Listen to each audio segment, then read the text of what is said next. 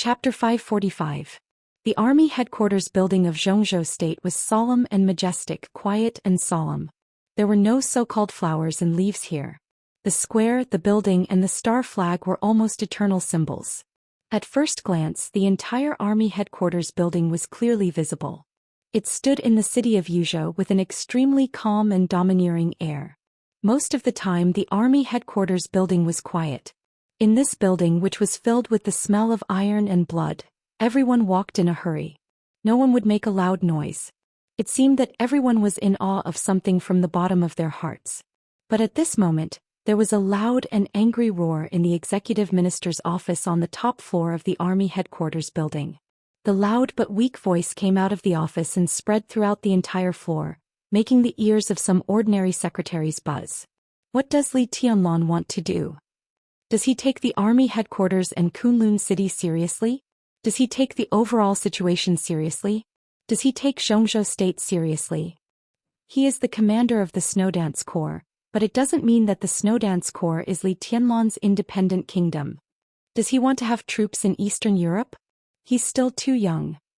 In Dongqing Wudi's office, Gu Xingyun, the state-protecting war god of Xianxia state, almost slapped the table to vent his emotions. His eyes were red and he was in an extremely irritable state, almost crazy. Gu Qianchuan was seriously injured. Gu Xingyun himself was seriously injured. Kunlun City, which had temporarily lost two invincible realm experts, was unprecedentedly weak. Although Jiang Shangyu had fallen out with Kunlun City, his position was personally appointed by Kunlun City after all. As a result, as soon as he arrived in Eastern Europe, Jiang Shangyu was attacked. He had been missing for more than 24 hours and there was still no news. In today's dark world, Li Tianlan was naturally the one who could and was the most suspicious of doing this. As long as something happened to Jiang Shangyu in Eastern Europe as the commander of the Snowdance Corps, Li Tianlan would be responsible. In Gu Xingyun's view, this was exactly what Li Tianlan wanted. If Jiang Shangyu could not be found, Li Tianlan could naturally stay in Eastern Europe and run Wulan state. It might be a little harsh to say that he had troops for himself, but in Gu Xingyun's eyes, Li Tianlan had completely exposed his ambition to use Eastern Europe and Xianxia state to play with Gu Xingyun. Jiang Shangyu's falling out with Kunlun City had already made Gu Xingyun lose face. As a result, as soon as he arrived in Eastern Europe, Li Tianlan took action without any buffer. This was completely equivalent to not taking Kunlun City in his eyes at all. It was even equivalent to a hard kick in Gu Xingyun's face. How could Gu Xingyun endure it? Most importantly, the word missing was enough to stimulate his nerves. 2 days ago, Gu Qianchuan, the first elder of Kunlun City, went to Beijiang to pick up Gu Fengbua. As a result, he was severely injured by Qin Weibai with a mysterious power and fled. Until today, Gu Qianchuan had not come back and there was no news. Not only Jiang Shangyu but Gu Qianchuan was also missing. What was worse was that Jiang Shan, the counselor of Beijiang province, reported the news to Kunlun City unhurriedly nearly 20 hours after the incident. Jiang family Li Tianlan, this year's graduate Qin Weibai. More and more people did not take Kunlun City seriously. After the maneuver of the two academies, Gu Xingyun was surprised to find that the status of Kunlun City had begun to decline at a stunning speed. All the negative emotions in his heart broke out completely after the news of Jiang Shangyu's disappearance came, so that he directly rushed into Dongqing Wudi's office and roared regardless of anything. Gu Xingyun's voice was like thunder. After his hysterical outburst, he put his hands on the table and his heavy breathing was extremely harsh. When his mood gradually calmed down, Dongqing Wudi smiled and poured a cup of tea for Gu Xingyun. He said calmly, "Your Highness, at present, no one can confirm that the disappearance of Vice Marshal Jiang Shangyu is related to Tianlan. You don't have to be excited. Do you think this matter should be investigated?" Gu Xingyun was stunned. Looking at the smile on Dongqing Wudi's face, he suddenly realized that there was something wrong with his mentality. In his life, he wanted to strengthen Kunlun City and the special warfare system of Xianxia state, instead of taking the elite route like the Li family before. He did a good job, but it was obviously impossible to develop a comprehensive system to compete with the army headquarters in just 20 years. Therefore, on many sensitive personnel matters, Kunlun City must reach an agreement with the army headquarters. When the former minister Qi Baitsong took office again, Gu Xingyun and Qi Baitsong had the same position. They cooperated happily and the Special Warfare Group also flourished. But now the minister of the army headquarters was Dongqing Wudi. If they wanted to reach an agreement, they needed compromise and balance. Moreover, he knew what would happen if he mentioned Li Tianlan's problem in front of Dongqing Wudi. Gu Xingyun's face was cloudy and he began to be lost in thought for a while. Recently he was really physically and mentally exhausted. The great pressure and a series of bad news almost made him lose control of his emotions. Compared with Dongqing Wudi, who was also under the same pressure but still calm, Gu Xingyun finally realized that he was still impetuous. He slowly sat opposite Dongqing Wudi, picked up the teacup and took a sip without saying a word. Dongqing Wudi looked at Gu Xingyun quietly. Among the top figures with high status and power in Zhou State, he and Gu Xingyun were now the two most dangerous and under the most pressure. Kunlun City now seemed to have no loss of strength, but for the time being, it had no peak combat capability, which made it passive everywhere. Once its reputation declined, its actual interests would inevitably shrink. After the end of the maneuver of the two academies, it could be seen from the final choices of those elite students. In this final maneuver of the two academies, Kunlun City lost a considerable part of its future. Dongqing Wudi was also having a hard time now. The trial day broke out in Eastern Europe, and the night in Yuzhou was also turbulent. The influence of the private transfer of troops was breaking out at an appalling speed and getting worse. One of his trusted deputy commanders in the garrison corps had been put in prison. The Air Force headquarters was in turmoil. In the Navy, the resignation of a deputy commander at the level of colonel of the fleet was the fuse. Now the fire was getting bigger and bigger. In various theaters of operations in recent days, several generals had expressed on different occasions that they clearly drew a line with Dongqing Wudi. And these generals used to be considered Dongqing Wudi's direct subordinates. Within the Border Control Corps, the game between Di Jiang and several commanders was also intensifying. Even within the giant group there were voices against Dongqing Wudi. Compared with Gu Xingyun, who was in decline but still irreplaceable for the time being, how long Dongqing Wudi could hold the position of the standing minister of the army headquarters had become the concern of the whole Zhou state. Dongqing Wudi didn't worry much. Although he was under a lot of pressure, he was much calmer than Gu Xingyun. This time he knew very well that whether he would fall or not, this was the beginning of the decline of Kunlun City. Because of the rise of Li Tianlan. As for the Dongqing clan and himself, even if he was really forced to resign this time, the future of the Dongqing clan would still be infinitely bright. This was also because of the rise of Li Tianlan. No matter what would happen in the future, he would regard it as the last part of his political career. On this road, Dongqing Wudi relaxed and was fearless of everything. Only this relaxed and presumptuous mentality could make him the real god of massacre of Zhou state. If God stood in his way, he would kill God. If Buddha stood in his way, he would kill Buddha. The delicate silence was finally broken. Gu Xingyun put down the teacup and said in a low voice, "Anyway, Li Tianlan is responsible. Jiang Shangyu just arrived in Eastern Europe, and Li Tianlan didn't play any role. I don't see his responsibility." Dongqing Wudi was still smiling and he said calmly, "I can only see Tianlan's contribution to Zhou state. Your Highness, you know what this means. It's no exaggeration to say that in the whole of Eastern Europe, as long as we take down the 5 countries in Eastern Europe, Zhou state can even give up Snow Country. Although the 5 countries in Eastern Europe are not big, they are important cornerstones for Zhou state to completely establish its position as the world's hegemon. It's no exaggeration to describe Tianlan's contribution. As for Jiang Shangyu, he was attacked in Im and he didn't even arrive at the station of the Snowdance Corps. In order to protect him, Commander Qing Huaining of the Arctic Ocean Command was also seriously injured. Without prior preparation, Jiang Shangyu's disappearance was completely an accident. Dongqing Wudi said calmly, "And even if he disappeared inside the Snowdance Corps, what does it mean? Tianlan led the army north to expand the territory on behalf of Zhou state, not to be a nanny. If Jiang Shangyu was really so important, why did he send him to Eastern Europe in the first place?" Gu Xingyun's face changed slightly. This was tantamount to directly transferring the contradiction to Kunlun City. Gu Xingyun avoided Dongqing Wudi's gaze and said, "Minister, do you mean that as the marshal of the Snowdance Corps, Li Tianlan has no responsibility for Jiang Shangyu's disappearance? He has the credit. Merit is merit and fault is fault. If the two can be confused, then many things will be difficult to deal with. Well, he has the credit, No one denies what he did in Eastern Europe, but Li Tianlan's temper is too strong and overbearing. Even if we don't talk about Jiang Shangyu, it's against the rules for him to kill Qin Qingwan. Even if Qin Qingwan violated the military order, it didn't affect the overall situation. Why kill him? If what he did in Eastern Europe is not dealt with, I think many comrades will have something to say. Yes, he has the credit. Gu Xingyun opened his mouth and looked at Dongqing Wudi. For a moment he didn't know what to say. He didn't care about Jiang Shangyu this time. Since Jiang Shangyu had completely fallen out with him in his opinion, it was better for him to die. All the venting today was about Jiang Shangyu, but all the targets were Li Tianlan. He thought that Li Tianlan wanted to stay in Eastern Europe to run Wulan state at all costs.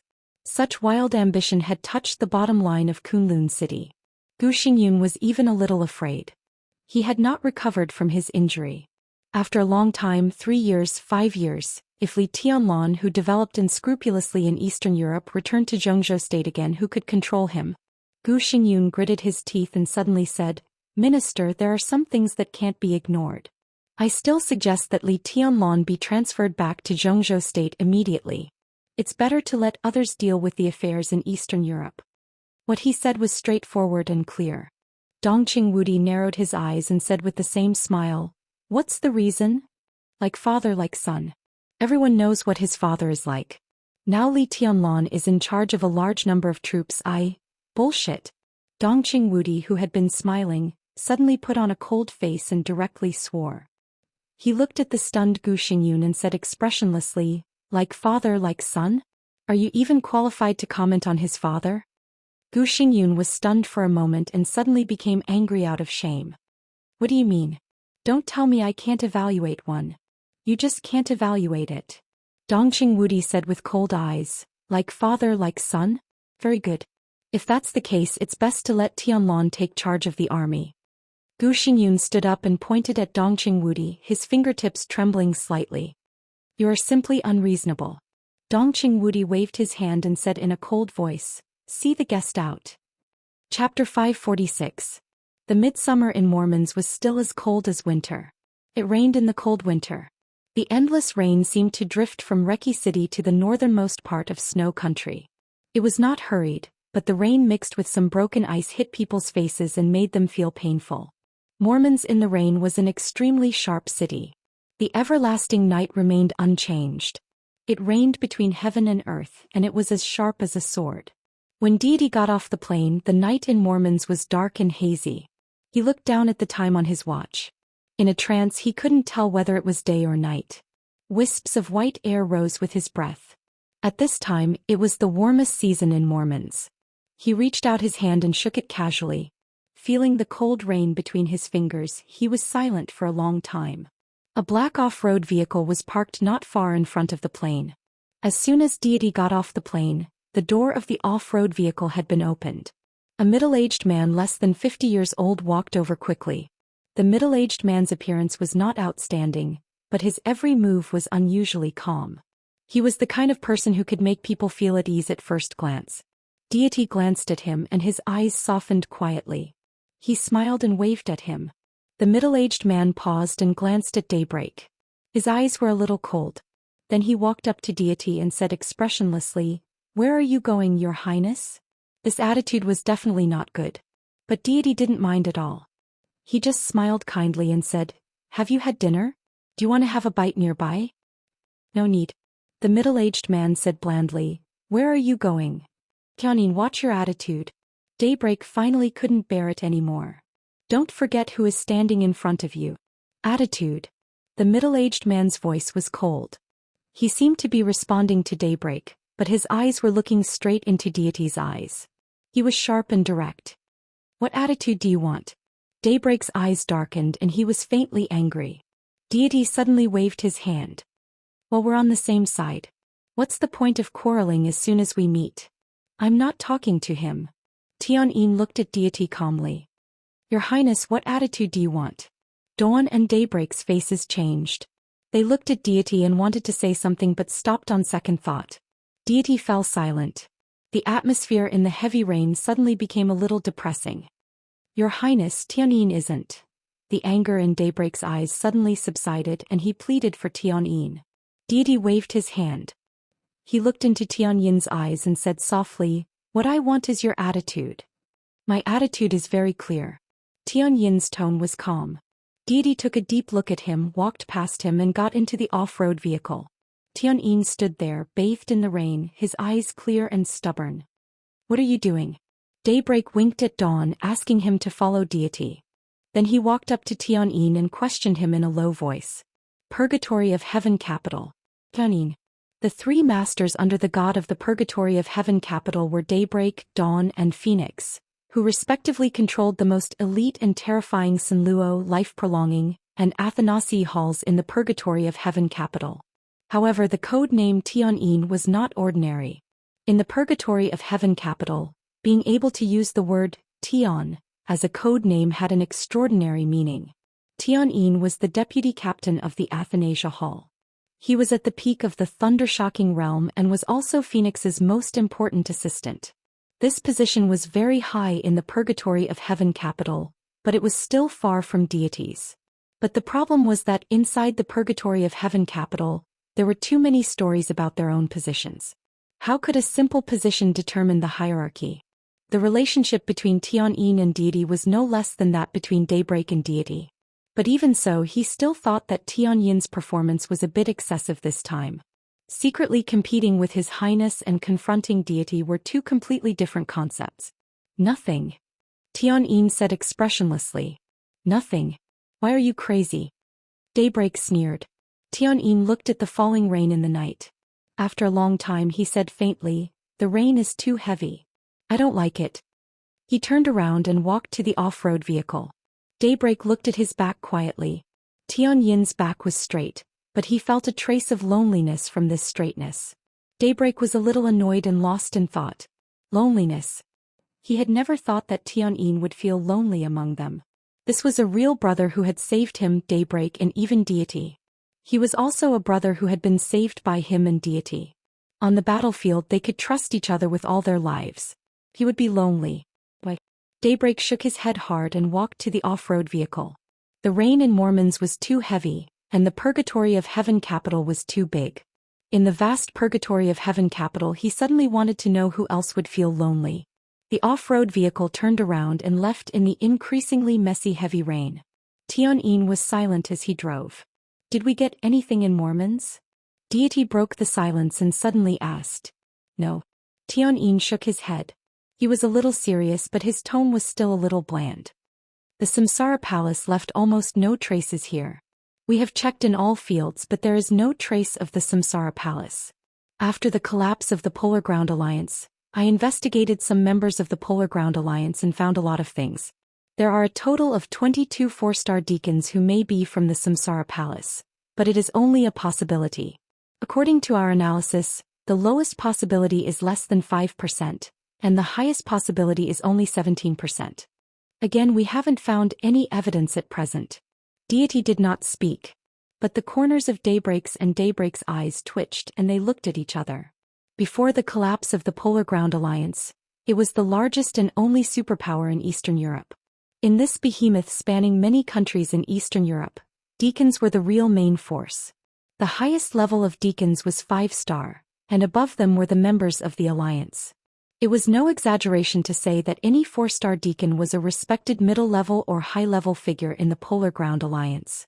How many 4-star deacons were there in the entire Polar Ground Alliance? How many could they put down in Snow Country? If the Samsara Palace really had the ability to control 22 4-star deacons, it meant that they had monopolized nearly 1/5 of the Polar Ground Alliance's right to speak. This was simply a fantasy. They really hid it well. Deity whispered to himself.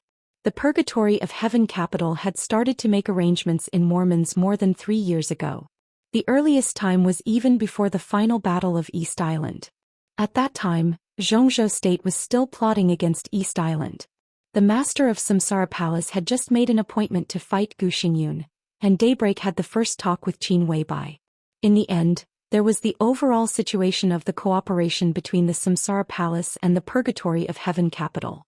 Qin Weibai did not hide anything.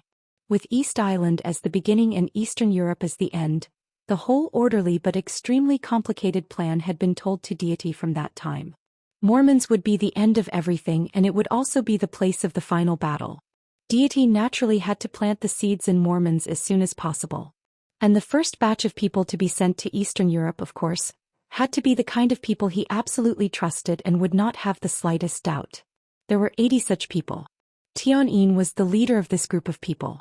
That was why Tianyin missed the final battle of East Island. Half a year ago, Tianyin should have resigned from his post here and returned to East Island to enjoy his life. He did go back, but he came back here in less than 3 months. Now Tianyin was still in control here. Deity had the same trust in him. Let's go here. Deity took out a map and pointed out a place to Tianyin. The terrain of Mormons was complicated, and so was the map. Tianyin glanced at it, then the off-road vehicle turned and began to speed up. It's the place where the urban area and the suburbs meet. There seems to be a manor. What else? Tianyin asked. That's the manor. Deity said with a smile. I made an appointment with Qin Wei Bai. This is the place she set. Tianyin said calmly, I'll investigate it carefully. Thank you. Deity looked at Tianyin for a while, then suddenly reached out and patted him on the shoulder. Tianyin did not stay silent, nor did he say any polite words. He just said calmly, Since it's been hard, when will your highness reward me? Tianyin. Daybreak's voice was cold. He really felt a little angry. Deity interrupted his anger and asked with a smile, What do you want? There's no need to be polite between us. As expected, Tianyin did not stand on ceremony. He said lightly, Sanluo life-prolonging and Athanasi halls. Give me one. He glanced at Daybreak and Dawn. Daybreak and Dawn did not hesitate at all. They said in unison, I'll give you mine. Don't. I want Athanasi hall. Tianyin directly interrupted the two of them. Daybreak and Dawn looked at each other and saw the bitterness and helplessness in each other's eyes. Sanluo, Athanasi, and life-prolonging. The power of the 3 hall masters in the purgatory of heaven capital was second only to deity. If Tianyin wanted to take it, Daybreak and Dawn could give it to him, no matter if it was Sanluo hall or the life-prolonging hall. At this stage of friendship, a little power was really nothing. But Tianyin did not want it. He just wanted Athanasi hall. The master of Athanasi hall was Phoenix. Daybreak looked at deity, coughed, and said, Tianyin, I promise you that the comprehensive combat capability of Sanluo hall is definitely stronger than that of Athanasi hall. How about I follow his highness and you go to Sanluo hall? Among the 3 giants of the purgatory of heaven capital, Daybreak was the strongest. Sanluo hall was naturally stronger than the other 2 halls. If Tianyin took over this position, he could be said to be the real number 2 figure in the purgatory of heaven capital. Tianyin glanced at him. His eyes suddenly became a little mocking and mean. I take over Sanluo hall? Do I have to do something if I take it? There are some things that you don't have to do. I'm embarrassed. I want to be shameless. Besides, I don't want those brothers who died early to poke at my back. Daybreak's face changed slightly. He smiled bitterly and said nothing. Well, why don't you take over my... Shut up. Tianyin glanced at Dawn and said directly. Dawn shrugged his shoulders and stopped talking as expected. Tianyin just looked at deity and said calmly, Your Highness, will you give it to me or not? Daybreak sighed softly and finally kept silent. Tianyin's seniority was extremely high. Even in the Undying Palace, the Phoenix was still very polite and respectful to him, treating him as a big brother. Previously he did not know how the Phoenix offended Tianyin, but now he understood. The one who offended Tianyin was not the Phoenix but his highness. If I don't give it to you, what will you do? Deity suddenly asked. His eyes were still soft as he looked at Tianyin. What will you do? Tianyin was silent for a while and laughed at himself. What can I do? If your highness is reluctant, just let me leave the purgatory of heaven capital and go home. Go home. Deity whispered, Lin-un. No, go to Tianan. Tianyin whispered and his eyes softened. I miss the young master. Deity was his master. But he had the young master. There was only one. There was only one. This was the biggest difference. Deity was silent. After a long time he said slowly, Why? There were many meanings in this question, but there was no emotion, not at all. Deity was calm without sadness or joy. Tianyin was silent for a long time before he slowly asked, Because you can't imagine what a child who has lived in despair and fear since he was a child is like. He desperately wants to hold on to everything, desperately wants to protect everything, but he has been powerless. He can't cry, he can't retreat, and he can't be weak. When he is tired, sleepy, tired, or in pain, he can only grit his teeth and keep silent. You don't understand these, so you won't think about the meaning of his existence. If he didn't understand, of course, there was no meaning. Deity was in a daze and suddenly said, "He cried in front of me."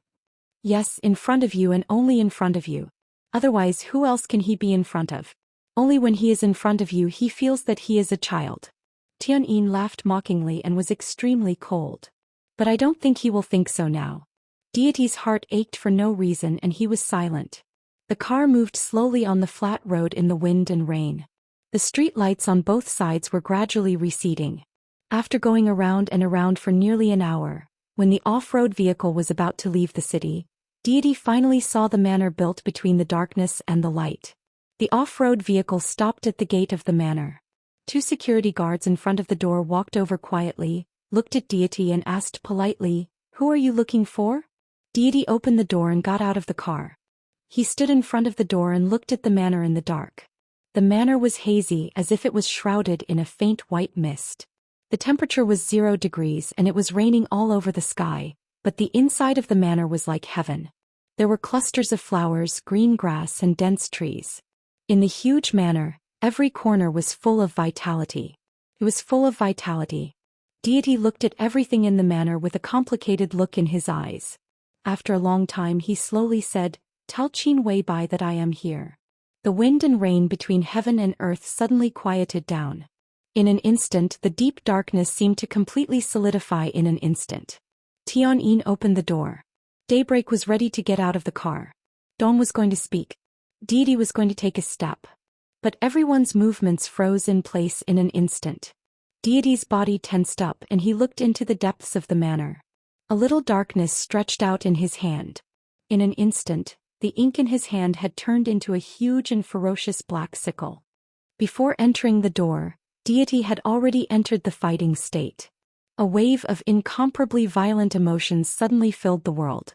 Anger, coldness, disgust, rejection, cruelty, excitement, countless emotions finally turned into the coldest killing intent, which directly spread throughout the entire manor. A little light appeared in front of Deity. It was colorful. The white clothes in his sight were flickering slightly. Every time she took a step, there was a colorful flowing light under her feet, which was dreamy and illusory. Qin Weibai's figure was erratic and she finally appeared beside Deity.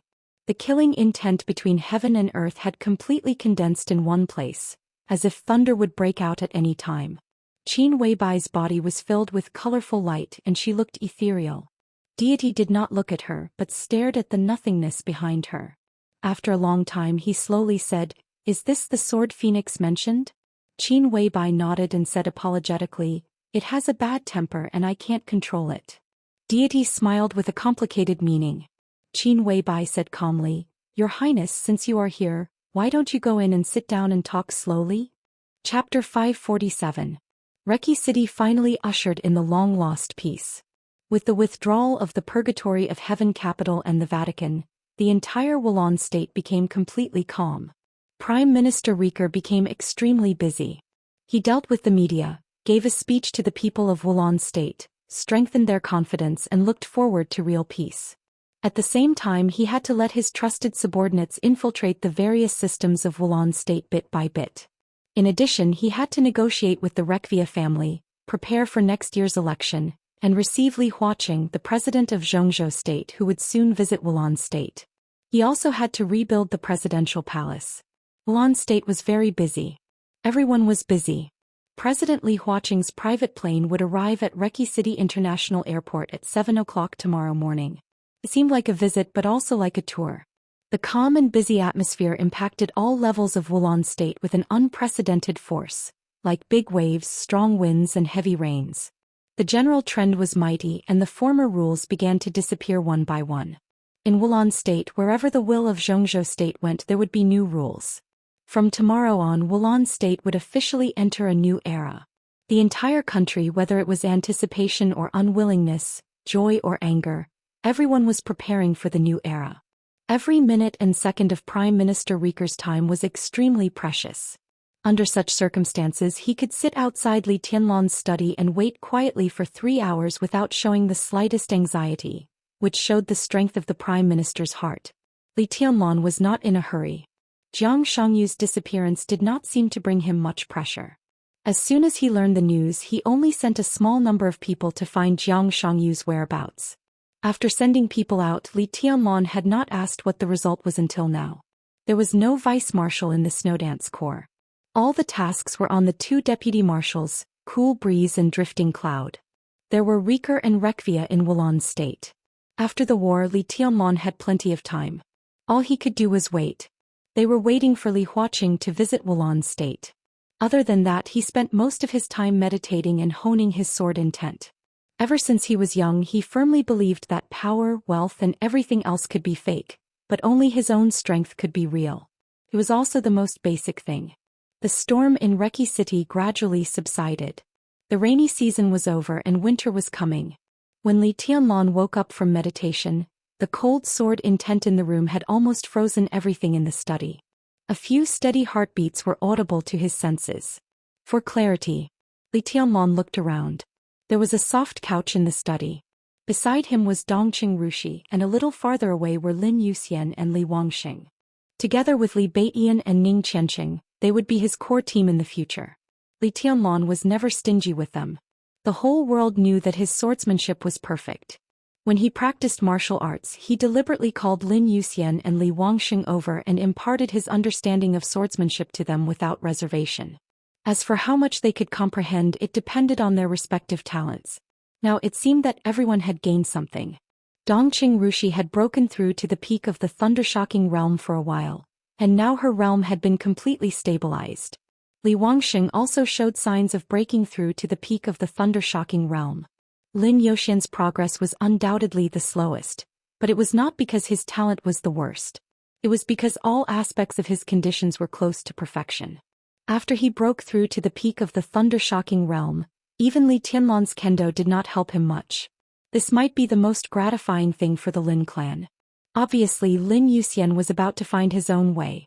Li Tianlan's eyes swept across everyone's faces. After a moment of silence, he stood up and walked out of the study. "Your Highness." Riker, who had gradually forgotten how long he had waited, stood up immediately and bowed slightly.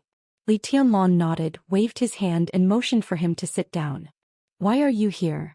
"Here's the thing." Riker deliberated over his words and said cautiously, "The heads of state of Ross, Oga, Neoya Federation, and Drac have now arrived in Reki City. They hope to meet your Highness today. I wonder if it's convenient for you, your Highness?" Wulan State, Ross, Oga, Neoya Federation, and Drac were the 5 Eastern European countries coveted by the whole world. The 5 countries advanced and retreated together, representing a large number of core interests in Eastern Europe. Li Tianlan conquered Wulan State. He should have met the heads of state of the other 4 countries a long time ago, but he never had the time. But today, Li Tianlan's eyes were a little cold. After a moment of silence, he finally shook his head and said, "No need. President Li Huaqing will come tomorrow. We can meet them together." "But, Your Highness, this meeting is very..." Riker wanted to say something but stopped on second thought. "I know." Li Tianlan interrupted him but didn't say much. Even if Riker was one of his own, there was no need to let him know too much about some things. Zhang Xiangyu's disappearance had a great impact on him. Li Tianlan had received a phone call from Dongqing Wudi. In addition to a large delegation, there was also a supervisory group following Li Huaqing to Wulan State tomorrow. And it was the supervisory group directly affiliated with Kunlun City. There were only 5 people in the supervisory group, but all of them were thundershocking realm experts, which was rare. They came to Eastern Europe specifically to investigate the disappearance of Zhang Xiangyu, and they pointed the spearhead at Li Tianlan. This was the collective decision of the Zhongzhou State Parliament. Even Dongqing Wudi did his best to stop it. It could be seen how much the members of Zhongzhou State were afraid of him now. What was ridiculous was that everyone thought that Li Tianlan was in Eastern Europe because he wanted to run Eastern Europe with his own army. In fact, Li Tianlan really wanted to leave here and develop in Tianan. But in any case at this time, Li Tianlan could only stay still and not move. Li Huaqing would arrive in Reki City tomorrow. The day before, Li Tianlan had received the heads of state of the 5 countries. When the news reached Eastern Europe, it could only make Zhou state more afraid and suspicious of him. I can't, Li Tianlan said slowly. His tone was calm and he spoke very slowly, but there was still a sense of depression accumulating in his heart. What kind of person was Riker? As a real old fox in politics, he almost smelled something wrong at the first time. Zhou state? He asked cautiously. Li Tianlan glanced at him and did not speak. Riker suddenly understood what was going on. He smiled bitterly and whispered, "In this case, I'm afraid that President Li Huaqing can't control the situation." Li Tianlan could not meet the heads of state of the 4 countries today. Although it was only one day, in fact it was a world apart. Although a considerable part of the delegation led by Li Huaqing was the power of the giant group, he had to leave some soup for other groups. These people were a mix of good and bad. Who knew what would happen after tomorrow? Not to mention these people, even President Li Huaqing might have other plans in his heart. After all, allies and their own people were 2 completely different concepts. After all, this is Eastern Europe, right? Li Tianlan glanced at Riker intentionally or unintentionally and said calmly and indifferently, "Yes." Riker was shocked and thought about the meaning of Li Tianlan's words. But he said without hesitation, "Please rest assured, Your Highness." Li Tianlan nodded and suddenly asked, "How is the Sword Emperor these days?" Chapter 548. This question was too easy to answer. Not only Riker but probably everyone in the Snowdance Corps now knew the Sword Emperor's whereabouts.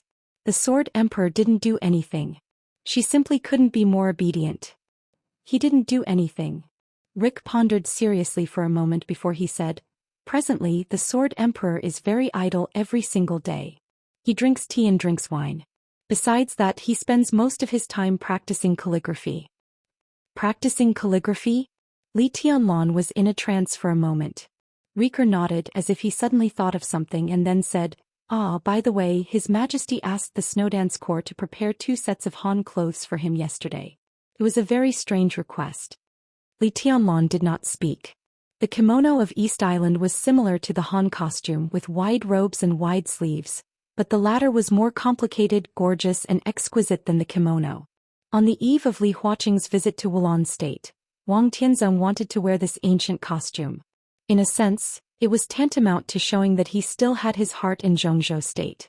This kind of statement was very obscure, but Li Huaqing would definitely be happy to see it. Li Tianlan thought about it casually and didn't take it seriously. He just asked, "What did he write?" "I don't know." Rick shook his head helplessly. Now the whole world knew that Wang Tianzong was imprisoned in the office of the president of Wulan State by Li Tianlan, but only Wulan State did not dare to think so. Inside and outside Wulan State, everyone in the Snowdance Corps was polite and respectful to Wang Tianzong. He did not want to publicize what Wang Tianzong had written. Did anyone really dare to read it? Li Tianlan leaned on the sofa, lit a cigarette and muttered to himself, "Practice calligraphy, Han Fu." Suddenly he asked, "Are you sure he only got a few sets of ancient clothes?" "I'm sure," Rick said without hesitation. Wang Tianzong's purchase of ancient costumes through the Snowdance Corps was sent to his desk as soon as possible. In the past 20 years, Wulan State and Zhou State had always been at odds. Naturally, there was no market for the so-called ancient costumes of Zhou State.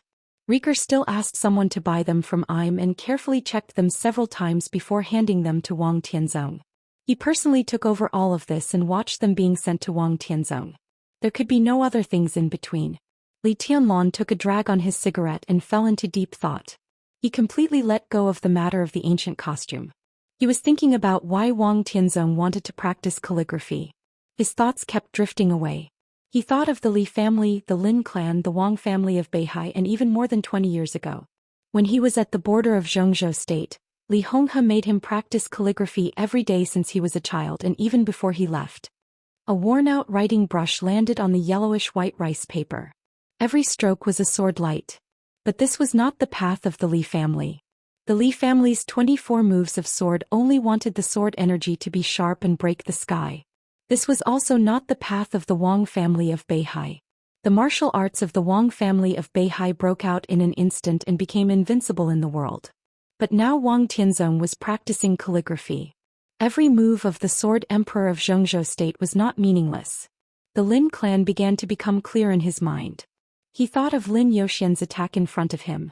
The martial arts of the Lin clan and the Li family were of the same origin, but they were different from each other. They had the same map of God of War and the same 24 moves of sword. The Li family focused on the sword while the Lin clan focused on the intent. It was not until Li Tianlan traveled thousands of miles in the past 3 years that he understood the meaning of Li Honghe's asking him to practice calligraphy.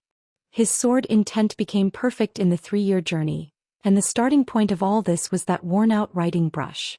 Practicing calligraphy was practicing swordsmanship. Wang Tianzong was accumulating his sword intent. Li Honghe understood the emphasis of the Lin clan's martial arts, so did Wang Tianzong. The sword intent continued to be all-encompassing. Wang Tianzong had really reached the last step of the breakthrough. Li Tianlan suddenly felt a little cold inside. He looked out of the window and did not speak for a long time. "Your Highness, do you want?" Rieker coughed and hesitated. "No need." Li Tianlan shook his head. "From now on you don't need to pay attention to the Sword Emperor." "How can that be?" Rieker stood up subconsciously. "It's useless to pay attention to it. Let's wait." Li Tianlan stood up and walked to the study saying calmly, "Wait for him to leave." Rieker's brain went blank for a moment and he asked instinctively, "Where are you going, Your Highness?" Li Tianlan did not look back but said calmly, "I'm also practicing calligraphy." He pushed open the door of the study and walked in. The petite Dongqing Rushi had already woken up. She blinked her clear eyes and said, "Do you want to practice calligraphy?" Li Tianlan looked at her, smiled and said softly, "Get the pen and paper ready." He should have thought of this method a long time ago. When he was in the Sky Academy, when he wrote the 3 words, East Emperor Palace, he vaguely knew this method. But now he remembered it after being reminded by Wang Tianzong. Using the pen as a sword and condensing the sword intent. It was to hide the sword and also to nurture the sword. This might be the only way for him to make the perfect sword intent go further. Dongqing Rushi quickly prepared the pen and paper and stood beside Li Tianlan to grind the ink. Her body had a very light fragrance and she looked very focused. The sound of wind and rain came into his ears. Li Tianlan stood in front of the table with the pen as if he was holding a sword. A sword intent condensed into a line from his wrist and the tip of the pen. Li Tianlan looked at the paper in front of him quietly. His eyes were calm like the deep starry sky. At the same time, in the only intact room in the office of the president, Wang Tianzong was also practicing calligraphy. He was wearing a dark Han costume. His lapel and sleeves were fluttering, but his hand holding the pen was unusually stable and did not tremble at all. The room was intact, the white paper, the heavy ink, the dark ancient costume and the tall and straight figure. Everything seemed to become one invisibly. Everything in the world was shaking gently with the pen in Wang Tianzong's hand. Everything finally became a sword. It was extremely solemn and dignified. Only a few hundred words appeared on the paper, one stroke at a time. Wang Tianzong's handwriting was not beautiful, and it could not even be said to be particularly neat. But there was a kind of awe-inspiring and even submissive power between the horizontal and vertical strokes. This kind of power was not sharp, but heavy enough to crush everything in an instant. His eyes were focused and serious. He put the pen down. The last word. At the same time, Li Tianlan's pen crossed the paper. The first word. An extremely violent sword energy flew up in an instant as Li Tianlan put the pen down, expanding to the whole study, layer upon layer, mysterious and unpredictable. In the study it instantly became cold. Dongqing Rushi, who was standing next to Li Tianlan, moved a little uneasily. Everything in her sight did not change, but vaguely, it seemed that the whole space began to gradually condense. The sword energy became more and more fierce with the stroke of the pen tip. Lin Fengting, who was meditating, opened his eyes directly. He glanced around blankly and finally saw Li Tianlan behind the desk. This scene was too familiar to him. His pupils suddenly shrank. Li Wangxing also woke up. Everyone's eyes fell on the rice paper in front of Li Tianlan. That was his first word. It was simple. There was only one horizontal stroke, which was one. No one knew that in the office of the president, Wang Tianzong's last word was also simple. There was only one horizontal stroke, which was also one. It ended with one word. It began with one word. One word was like a sword. Chapter 549. There was no polar night in Reki City. But the continuous heavy rain made Reki City gloomy day and night. There was rain everywhere. There was no sunlight and the night was no longer pure. Because of the heavy rain, the special flight from Zhou State to Reki City was delayed for several hours. When the special plane painted with the star flag landed at the airport, it was close to noon. It was 10:40 in the morning on August 23 in Eastern Europe. President Li Huaqing of Zhou State officially arrived in Wulan State. Zhou State's footsteps were moving. From today on, the whole of Eastern Europe would officially enter a new era with the footsteps of Zhou State. The welcome ceremony could not be any more grand. Headed by Prime Minister Rieker, all the high-level officials of Wulan State were present. Both sides of the airport were filled with welcoming crowds with flowers in their hands. The aisle was full of salutes. In order to welcome President Li Huaqing, Prime Minister Rieker had specially changed his own car the day before. It was a red flag car for high-level officials of Zhou State. The black and quaint body was parked quietly in the airport, which was very eye-catching. Almost all the media in Eastern Europe praised President Li Huaqing's visit. They called this visit the first handshake between Zhou State and Eastern Europe, and said that the arrival of President Li Huaqing was of epoch-making significance to Wulan State and the whole of Eastern Europe. With the help of Zhou State, the whole of Eastern Europe was bound to be more brilliant tomorrow. Zhou State was bound to be the most trustworthy friend of the Eastern European people, and Eastern Europe would become the most loyal partner of Zhou State. All of them sang praises of merit and virtue. After the collapse of the Violet family and the Morton family, the advantages of the Qin clan and the Rekvia family in the media were fully manifested. The two families almost effortlessly controlled the direction of public opinion in Eastern Europe. In the endless praise of the media, President Li Huaqing came to Eastern Europe this time as a savior. The image of the entire Zhou State became extremely high and bright. As the representative of Zhou State in Wulan State at this time, Li Tianlan was standing on the other side of the welcoming team of Wulan State, subtly distancing himself from the delegation of Wulan State. Behind him stood the two vice-marshals of the Snowdance Corps, Cool Breeze and Drifting Cloud. There were only 3 of them. 1 marshal and 2 lieutenant generals. The 3 of them were dressed in military uniforms. They stood there silently and indifferently like 3 unsheathed swords. Countless cameras near the airport were moving in an orderly manner, recording all the images and sending them to major TV stations around the world as soon as possible. At this moment Wulan State had become the focus of the world. In the heavy rain the plane finally stopped. The gangway ladder fell and the cabin opened. The figure of President Li Huaqing of Zhou State appeared in front of the cabin door. The president, who was in his 60s, was full of energy and waved to the crowd below with a smile. His eyes were calm and gentle and he looked straight ahead as if he had seen far away. At this moment, whether it was the general or the prime minister, the senior officials or the civilians or even this country, they all belonged to Zhou State. Li Huaqing was in a trance for a moment, and then he took a deep look at Li Tianlan, who was standing on the other side of the crowd. Li Huaqing adjusted his mood, walked down the gangway ladder slowly, and shook hands with Prime Minister Rieker, who was coming toward him. There were not many high-level officials of Wulan State.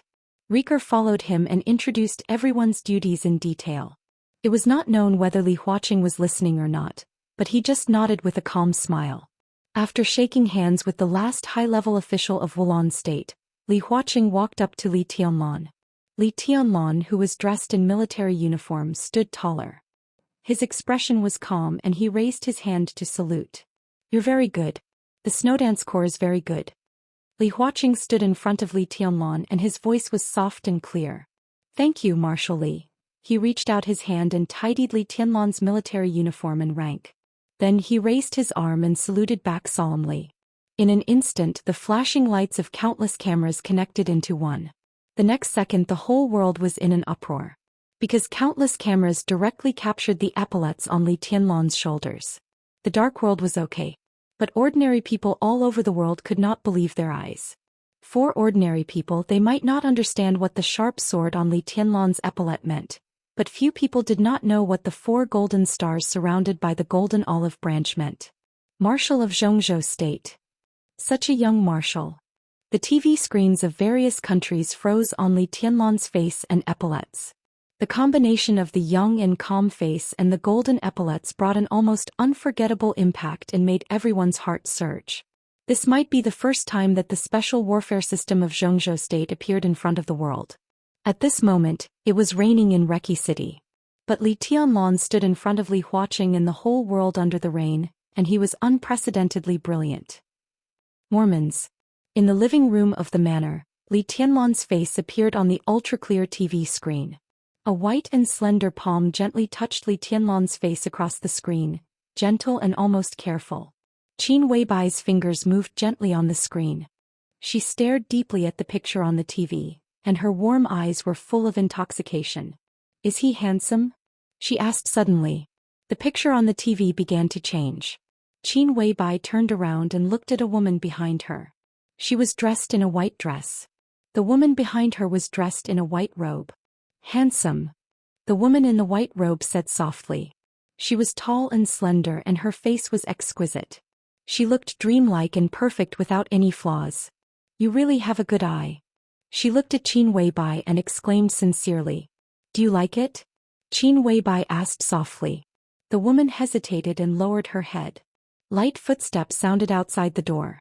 Flaming Fire walked in, looked at Qin Weibai and said, "Boss, are you looking for me?" "Yes."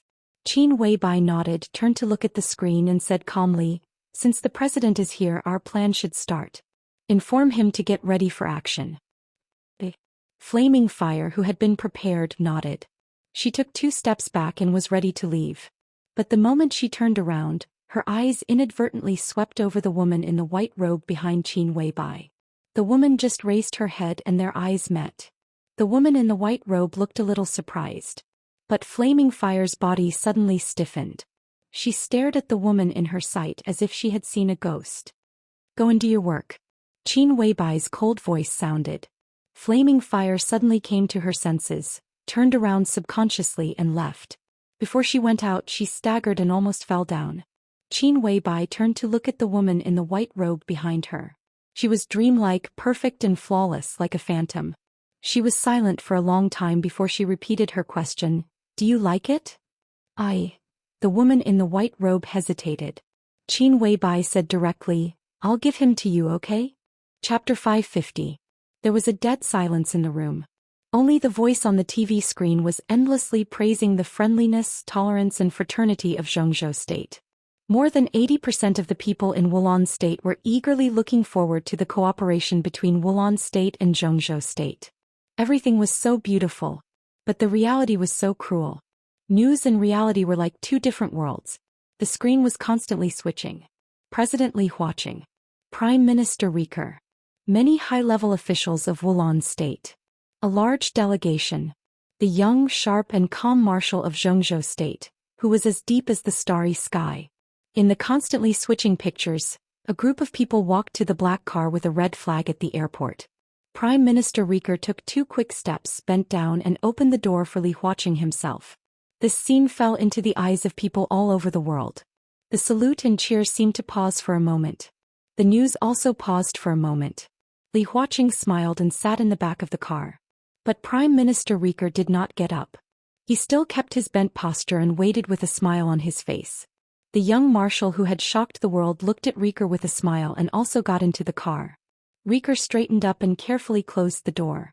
The news anchor was obviously stuttering. He stuttered a few lines before he regained his composure. The woman in white and Qin Weibai watched the scene quietly. Qin Weibai's eyes were warm and gentle. That kind of deep love was extremely strong with a kind of unforgettable power. The woman in white was in a trance. Her eyes were bright. When she was in a trance, her cold eyes were like a shaking starry sky. "I'll give him to you, okay?" Qin Weibai said softly. Her voice was very light, but it carried the weight of the world. "Give him to me." The woman in white's voice was clear and soft, with a kind of confusion and complexity as if it were yesterday. She was indeed beautiful. Perfect. The so-called perfection could be described with any beautiful word, but no beautiful word was enough to describe it. Her face was exquisite and sharp. Every line and every detail of her body was flawless. Dressed in simple yet elegant white clothes, she stood there as if her entire body was glowing.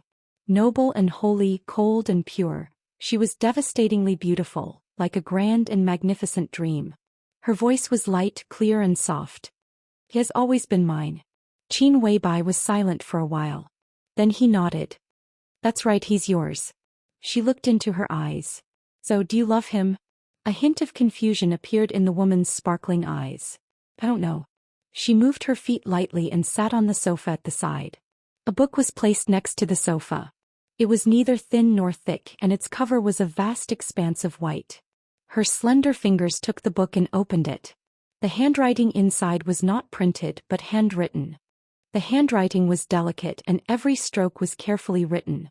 She lowered her head to look at the book in her hands, lost in thought. Everyone has a story, so everyone is a story. Qin Weibai said softly, putting everyone's story into one story is the whole world. But this is not my world. The woman raised her head and looked straight into Qin Weibai's eyes. But Tianlan is here. Qin Weibai said softly. The woman stopped talking and lowered her head again as if she was trying to think. Don't think about it. Qin Weibai chuckled. Perfect. You love him. Her tone was brief but extremely sure. The woman raised her head and seemed to be a little dissatisfied. Why? Because I love him. Qin Weibai said calmly, you will naturally protect what I love. I'm not your shadow and I'm not your puppet. There was a touch of anger in the woman's cold eyes. Qin Weibai looked at her quietly for a long time. The woman met her eyes without dodging. I'm sorry. Qin Weibai didn't know how much time had passed. It felt like a minute, but it also felt like a lifetime. Qin Weibai spoke softly with an apologetic tone. There was a flash of fear in the eyes of the woman in white. She shook her head subconsciously and stammered, No. You are indeed not my shadow, nor are you my puppet. Qin Weibai said softly, at least not now. But I am your destiny and also your guilt. This has long been decided. The woman's breathing gradually quickened. She suppressed her inner emotions, but all her emotions seemed to have reached the critical point. She began to collapse and her voice also sounded like she was about to cry. Why, who knows? Qin Weibai walked up to her, reached out and gently stroked her soft black hair. She whispered, in fact, it's not bad. At least you have the qualification to be by his side. A colorful light lit up the room. The sword intent in the nothingness was extremely soft. The soft sword intent wrapped around the woman in white and then Qin Weibai. It seemed to be comforting, but it didn't know who to comfort. The sword body turned slightly and the slight sound of the sword seemed to be a sigh. The two of them were completely enveloped in the colorful light. One stood and one sat. Both were perfect and flawless. Unparalleled charm? Unparalleled. There was a sudden knock on the door. The woman in white was shocked and subconsciously wanted to stand up to avoid it. Sit down.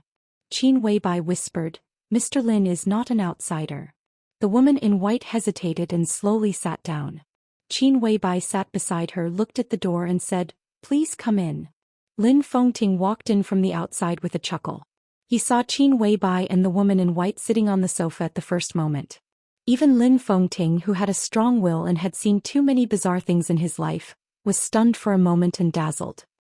He shook his head subconsciously and carefully looked at the space where the two of them were. He was dumbfounded and his eyes became extremely strange for a moment. Qin this. Well this. Lin Fengting's eyes kept glancing around and he couldn't say a word for a while. He stuttered several times before he managed to calm down. He took a deep breath and said, This is. Let me introduce you. Qin Weibai stood up and whispered, This is Mr. Lin Fengting, the current patriarch of the Lin clan and my most respected elder. She paused and said, The only one. The woman in white stood up subconsciously and bowed slightly to Lin Fengting. In a short time Lin Fengting's forehead was covered with cold sweat. He waved his hand randomly and stared at the woman in white without caring about politeness. Qin Weibai looked at the woman in front of her with a smile and whispered, This is. I have my own name. The woman in white suddenly said, At least now I have the right to use my own name. The corner of Lin Fengting's mouth twitched and he looked confused. Qin Weibai nodded and said quietly, Her name is Xianxia. The family name was not unimportant. But standing in the woman's current position, she had no family name. Xianxia. This name was really worthy of the name. Lin Fengting was silent for a long time, then slowly exhaled and whispered, No wonder, no wonder. He looked at Qin Weibai with complicated eyes and said, "It's her?" Qin Weibai nodded. Lin Fengting didn't know what to say for a moment. He suddenly wanted to drink, but there was no wine here. He had to light a cigarette, take a deep breath, and then said with emotion, "You are simply a miracle." Qin Weibai smiled. The woman in white reached out and took out a piece of gauze. She covered her face with the gauze and left the room with light steps. "She is your real trump card, isn't she?"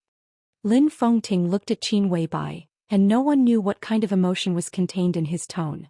"Yes." Qin Weibai nodded calmly. Lin Fengting was silent for a while. He seemed to suddenly think of something and said, "Ah, I just remembered that flaming fire is waiting outside. It seems that she wants to make trouble and she is full of murderous intent." As he said this, he subconsciously wanted to turn around.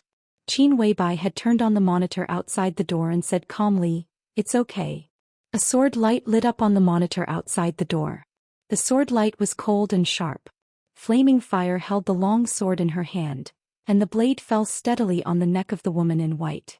The supermaster who had the closest relationship with Qin Weibai in Samsara Palace was expressionless, but her eyes were full of murderous intent. "Who the hell are you?" After the woman in white left Qin Weibai, her whole aura seemed to change quietly and became extremely quiet. She looked at flaming fire calmly and said with a chuckle, "Who do you think I am? You've seen me before." "I did see you before, but I didn't really see you until today." There was a suppressed rage and panic in Flaming Fire's voice. "Who the hell are you? What do you think?" The woman in white smiled playfully. "Do you really think that I dare not kill you?" Flaming Fire's voice was cold. "Do you really dare to?" The woman in white asked back. Flaming Fire's eyes became sharp, and the long sword suddenly pressed down. The blade cut the skin of the woman in white in an instant, but there was no blood. The white clothes in front of her twisted in a trance and finally became illusory. Flaming Fire raised her head and looked at the door. 10 meters away from her, the woman in white was standing there. What Flaming Fire had just seen was an illusion. Flaming Fire took a deep breath, and her plump chest rose and fell slightly. The woman in white glanced at her and said blandly, "Your sword is good, but your vision is poor." She turned to leave and said slowly, "Let me introduce myself. I am Xianxia." Lin Fengting, who saw this scene through the monitor screen, did not speak for a long time. Qin Weibai took the initiative to say, "What can I do for you, sir?" Lin Fengting's heart was in a mess. He managed to sort out his thoughts and said slowly, "Flaming Fire just said that it's about to start?" "Yes."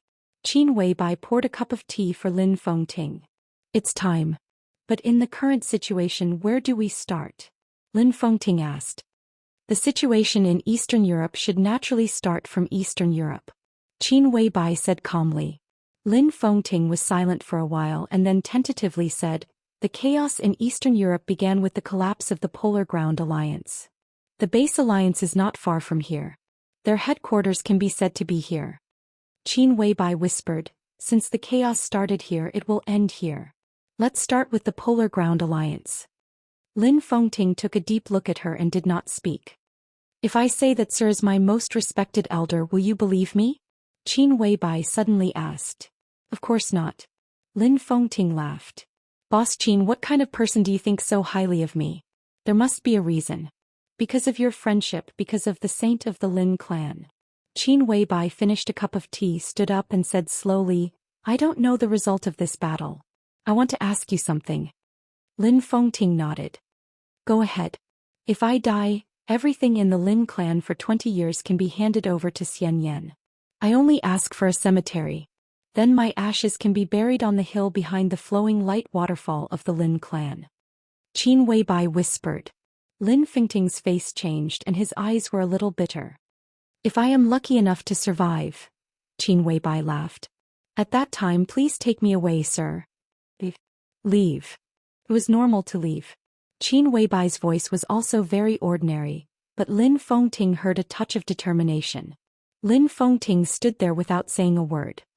"I'll take it as a yes," Qin Weibai whispered. She left the room with the sword in the void. "Where are you going?" Lin Fengting asked. "Reki City."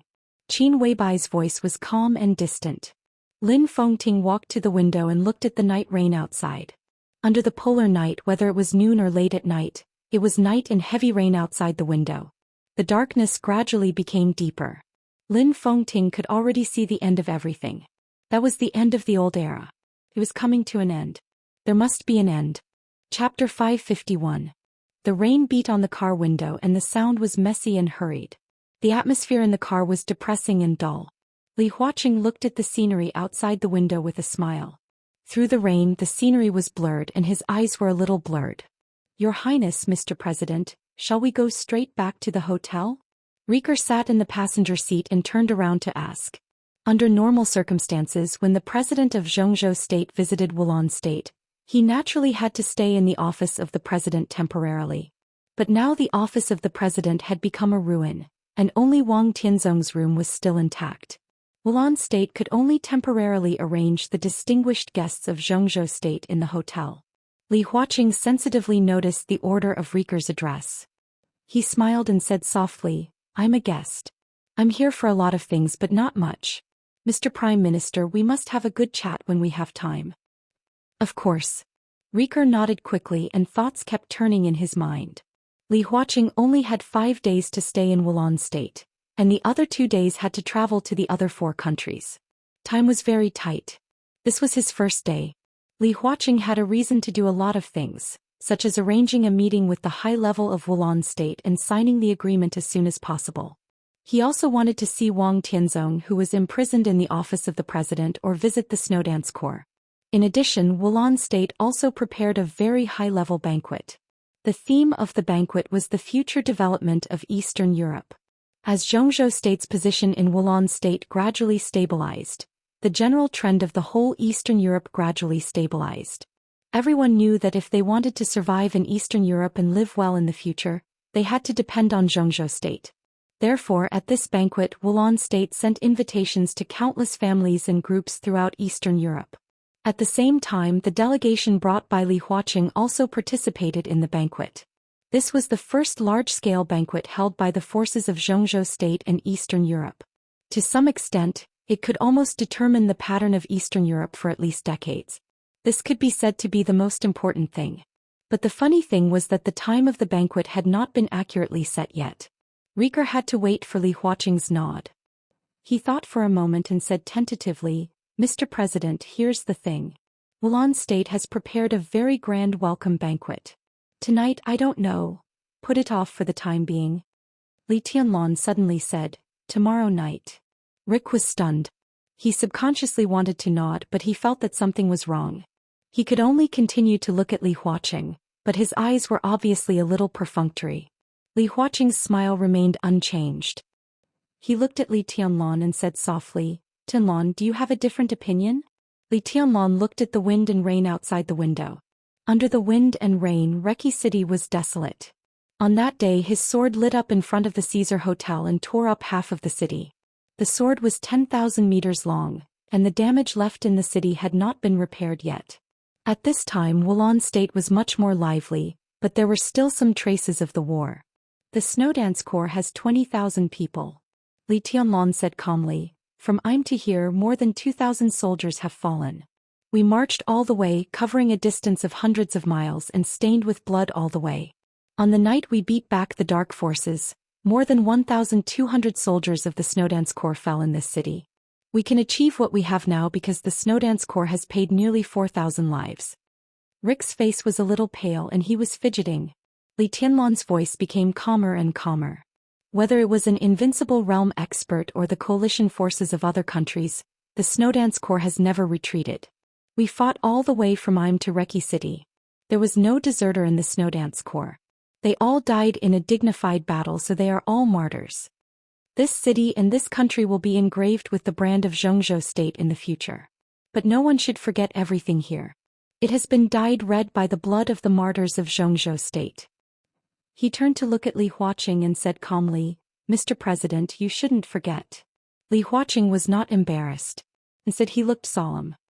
He looked at Li Tianlong, nodded solemnly and said, I think I know what I should do today. He glanced at Rick and said gently, Mr. Prime Minister, let's go to the station of the Snowdance Corps now and inform the rear vehicles. All the members of the delegation have to go. Rick smiled bitterly and nodded. In fact, when the president of Zhou State visited Wulan State, everything was arranged in advance. However, there was a small disagreement between Rick and Li Tianlan. Li Tianlan's meaning was very simple. On the first day of Li Huaqing's arrival in Wulan State, he had to visit the snow dance corps. The ashes of nearly 4,000 martyrs had not yet been buried, and the star flag of Zhou State had already flown up in the Hero Square in the center of Reki City. For Li Tianlan, it was his most important thing to bury thousands of martyrs. However, Rick also had his own pressure. Now the entire top management of Wulan State and even the interest class of the whole Eastern Europe hoped that the dinner could be held as soon as possible. The pressure Rick was under could be imagined. After weighing the pros and cons, he put the dinner first and the memorial service later. In this way, Li Tianlan might not like it, but Rick believed that he could explain it. However, Rick glanced at Li Tianlan and sighed softly in his heart. He picked up the walkie-talkie and began to instruct the motorcade to turn around. The snow dance corps was still temporarily stationed in the parade square in front of the office of the president. When the luxurious motorcade drove into the square, all the top management of the snow dance corps had arrived. The soldiers, injured or not, were all gathered in the square. When Li Huaqing got out of the car, there were only a little more than 10,000 elites stationed in Reki City now. They raised their hands and saluted at the same time. The wind and rain were messy, but a whistling sound broke out in the square because of the tens of thousands of people raising their hands. In an instant, it seemed that even the wind and rain between heaven and earth had become fierce. Li Tianlan followed Li Huaqing. The top management of the snow dance corps came over. Cool breeze and drifting clouds stood on the left and right. Standing in the middle of them was Tribulation, who had just come out of the hospital. Tribulation's body was still weak and his face was pale, but his body was as sharp as a sword. Li Huaqing shook hands with him and said gently, "How's your injury?" "I'm fine." Tribulation's voice was clear and indifferent. Such an occasion was obviously not suitable for detailed discussion. He pointed to the temporary high platform in the center of the square and said softly, "President, please." Li Huaqing took a deep breath, looked at the soldiers of Zhou State who raised their hands and saluted him, and strode to the high platform. There were no flowers on the high platform, only a microphone. Li Huaqing stood on it and was instantly drenched by the wind and rain. Li Huaqing held the microphone, his eyes calm and dignified. The next second, his voice resounded throughout the square and the whole world. "You are all heroes of Zhou State, the pride of Zhou State. I am Li Huaqing. Today at this moment I promise you in the name of the President of Zhou State that Zhou State will never let down any martyr or soldier. In this war, whether survivors or victims, Zhou State is proud of you. Today I am here with you to send all the martyrs on their way." In the wind and rain, Li Huaqing's voice was clear and loud. This speech of less than 10 minutes had no passion, no blood, only calm and solemnity. In the square, countless members of the snow dance corps began to turn and walk to the Hero Square in the center of the city. Li Huaqing walked down the high platform, looked at the empty office of the president, and looked at the only intact room in sight. He was silent for a while. "Let's go and see Tianzong." He looked at Li Tianlan and said calmly. It was not a question. Li Tianlan nodded and led the way. At the funeral of the snow dance corps, there had to be a president and a sword emperor. There had to be a sword emperor. Wang Tianzong was still practicing calligraphy. Everything outside seemed to have no effect on him. He stood in front of the table with a pen, so focused. When Li Tianlan and Li Huaqing came in, he did not look up and just said casually, "You're here." "I just arrived." Li Huaqing looked around with a chuckle and said, "It seems that you're doing well here. It's good to be able to cultivate one's body and mind." Wang Tianzong spoke calmly and wrote calmly. A lot of rice paper had been scattered in the room. It was densely packed and the strokes were light and restrained.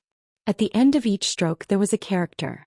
Li Tianlan quietly looked at the countless rice papers full of handwriting. There was clearly no sword intent around him, but the power in each stroke made him feel as if he couldn't breathe. His gaze fell on the last piece of calligraphy. Wang Tianzong's last stroke was very short. "How's my handwriting?" he asked softly. "Good handwriting." Li Tianlan did not hesitate. He nodded directly and said affirmatively. "Good handwriting?" Wang Tianzong smiled and suddenly waved the pen in his hand. One word was like a sword. In an instant, Wang Tianzong seemed to wave a sword in front of Li Tianlan. Everything in front of him disappeared in front of Li Tianlan. The house, the president and the sword emperor completely disappeared. There was only one sword left in his sight. There was no sword energy or killing intent. It was light and dignified, pure sword. Li Tianlan suddenly closed his eyes. His eyes seemed to be stimulated by something and tears kept flowing. Wang Tianzong's voice sounded in his ear. Your sword is very important to my achievements today. Li Tianlan laughed self-deprecatingly. That night he and Wang Tianzong fought across half of the city, but the fundamental purpose was to mislead Wang Tianzong. But Wang Tianzong was not misled. Instead he completed the sword and completely completed his sword intent. Li Tianlan opened his eyes and looked at Wang Tianzong. Wang Tianzong's eyes were gentle and deep, like the sky and the sea, unfathomable. You flatter me, Li Tianlan said calmly. That's the truth. Wang Tianzong turned back, picked up the calligraphy and said quietly, in return this calligraphy is for you. Li Tianlan quietly looked at the calligraphy in Wang Tianzong's hand. There was rice paper everywhere in the room and Wang Tianzong's notes were everywhere. But the notes were not the same. In other words, they were decreasing. Wang Tianzong's first stroke was full of hundreds of words, and the fewer the words were at the end. At this moment, there were only 2 sentences left in Wang Tianzong's hand. Each stroke was simple but majestic. The signature was Beihai Tianzong.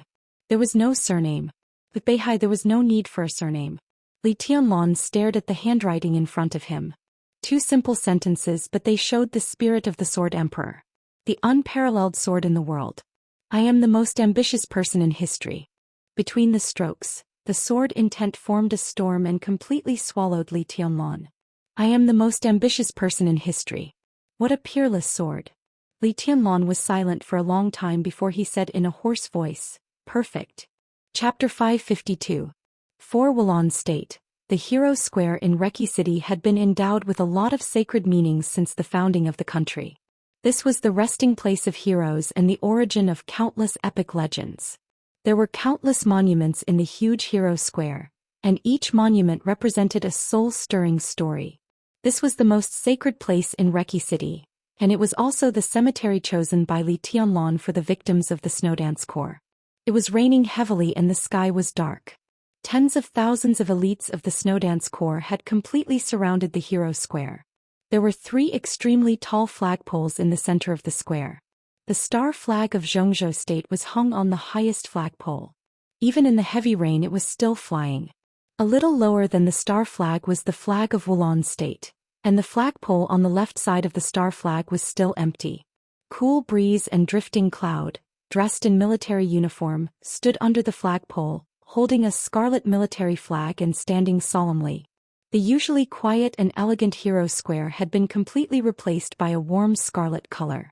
The intense scarlet color covered the center of the square, and even the monuments around it had become pale under the illumination of the intense color. That was the military flag of the Snowdance Corps, which was made by Prime Minister Rieker himself. The pattern of the military flag was simple and clear. An extremely sharp golden long sword was outlined on the scarlet base. Golden spots of light were dancing around the long sword, like flying snow, flames and falling blood. This was the military flag that Wulan State had started making a few days ago. It was nearly thousands of meters long and wide. At this time the huge scarlet flag was spread on the Hero Square. This scarlet color seemed to be integrated with heaven and earth. All the experts above the fire-flaming realm of the Snowdance Corps gathered around the huge military flag. There were more than 10,000 soldiers of the Snowdance Corps, and there were actually many experts in the fire-flaming realm.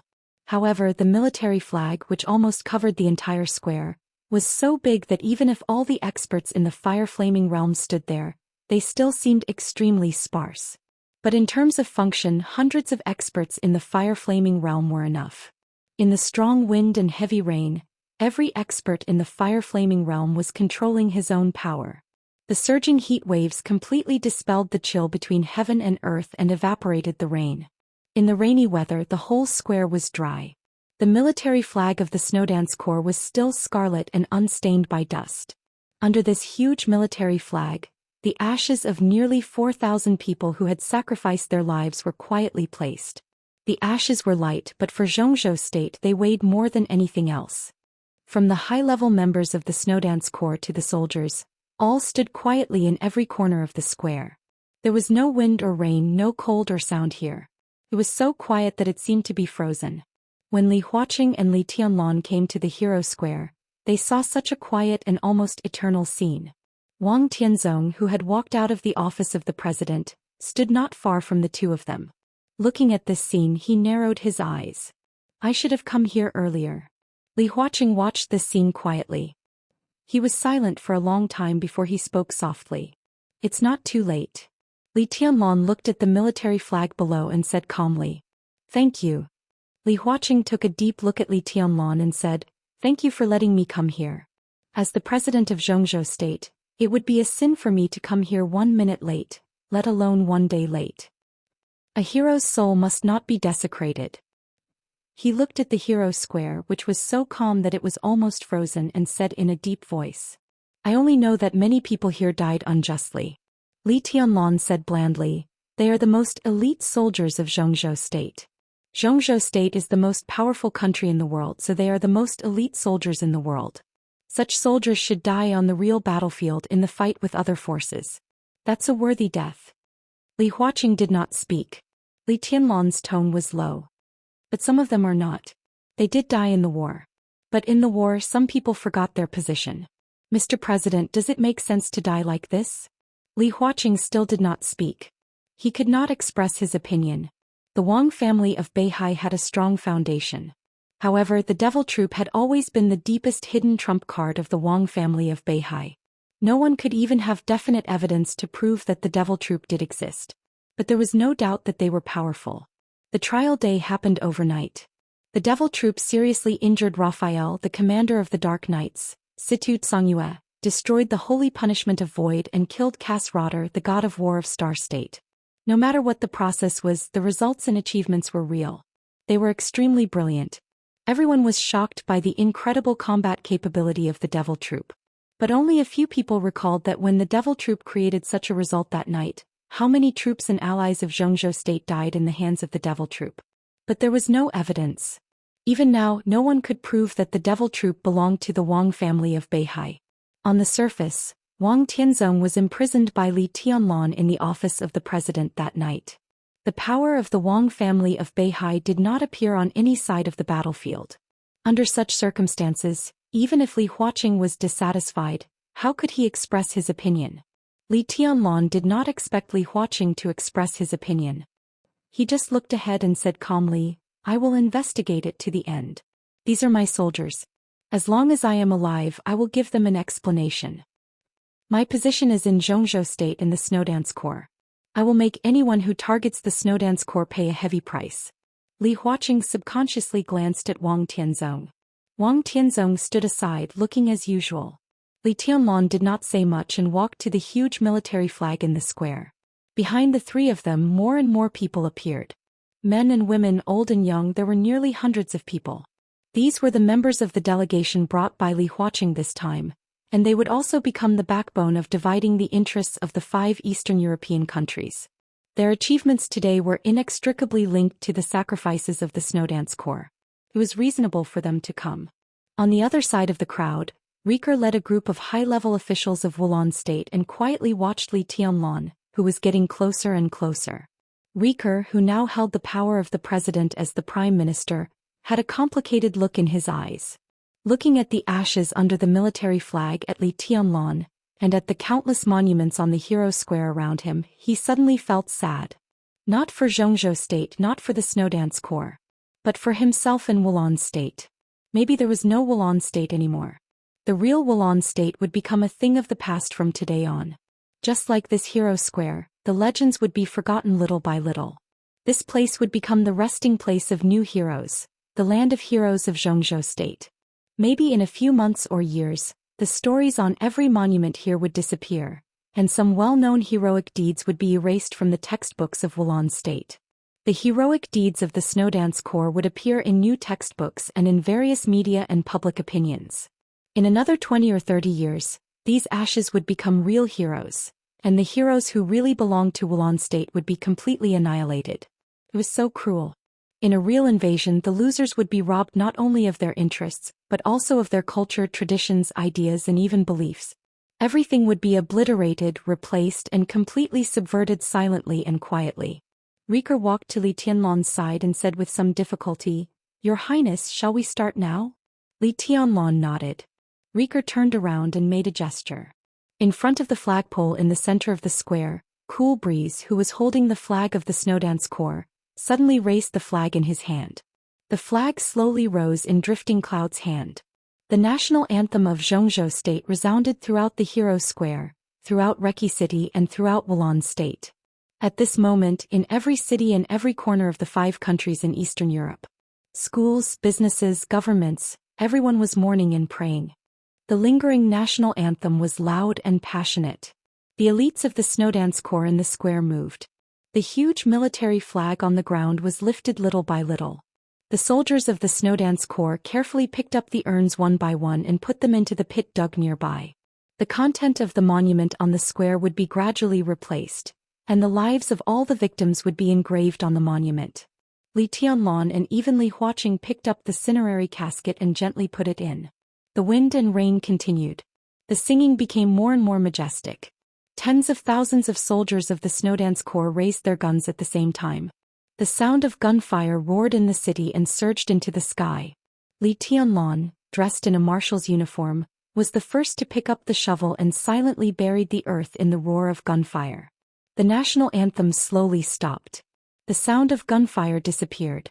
Tens of thousands of elites of the Snowdance Corps began to gather together again. The military song that once belonged to the Border Control Corps sounded in the square. The tune was leisurely, not sad, only a touch of pride and nostalgia. There were new graves everywhere in the Hero Square. Perhaps a long time later, the new graves here would also become flat and become a square again.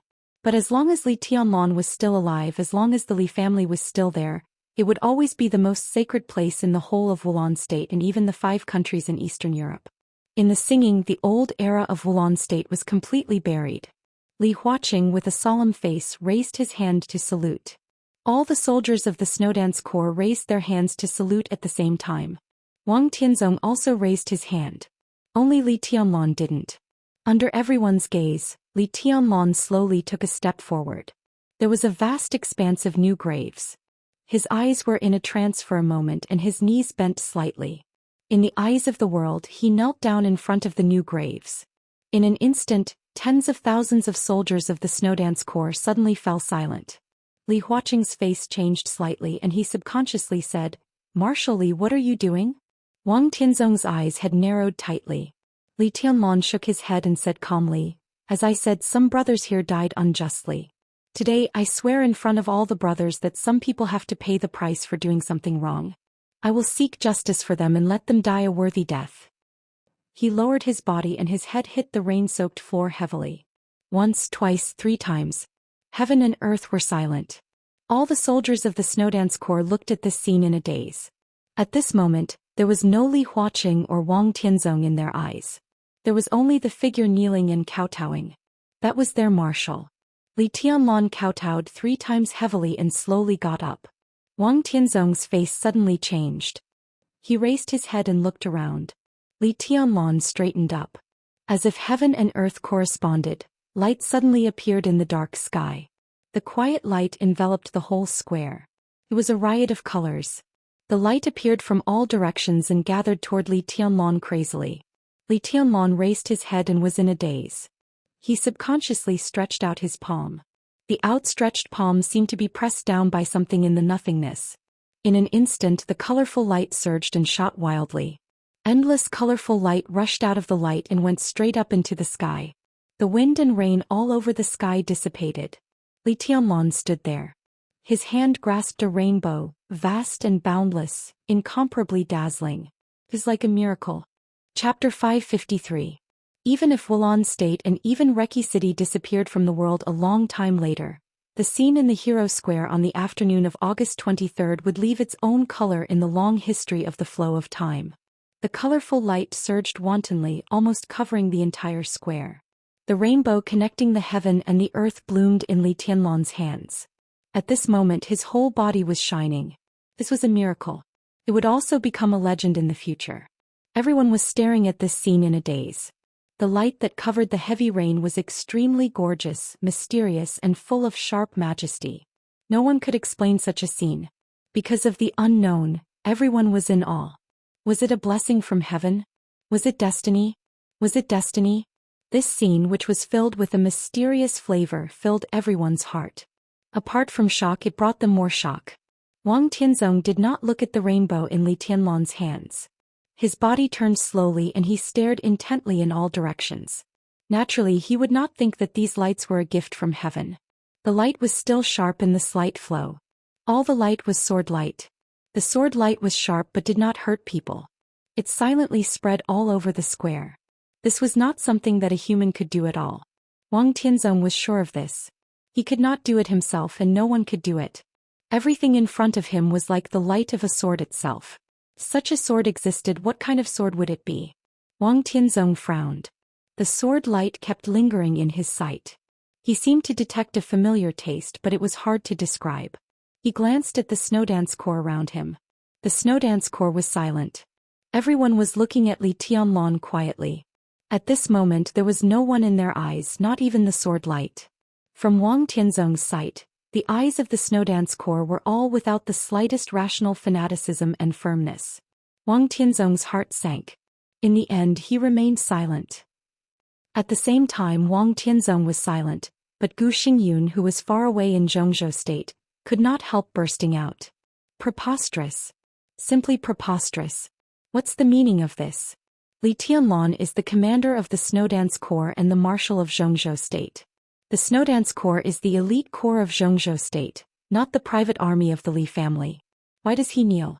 Why does he kneel? Was he qualified?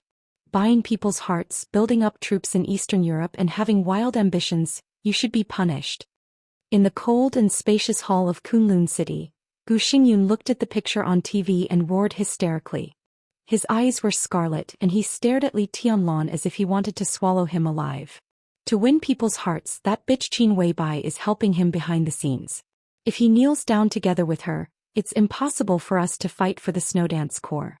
Gu Qianchuan stood beside Gu Xingyun with a pale face and said in a gloomy tone. After he escaped from Beijing, he did not return to Kunlun City until yesterday. After the battle with Li Tianlan, the injuries he had suppressed relapsed in Beijing. Now Gu Qianchuan was not even as good as Gu Xingyun. Gu Xingyun stared at the TV and was silent. Li Tianlan's kneeling was completely inappropriate. Through the TV, Gu Xingyun didn't know what Li Tianlan said, but no matter what he said, his kneeling seemed to have ulterior motives in the eyes of others. However, the colorful light that rose into the sky later gave this matter a great mythical color. It was not until this moment that Gu Xingyun finally noticed something from Li Tianlan's every move. That was luck. Li Tianlan's every move, everything, and all the results represented the majestic and almost irresistible luck. Gu Xingyun and Gu Qianchuan looked at each other and saw deep helplessness in each other's eyes. Do you still have strength left? Gu Qianchuan suddenly asked.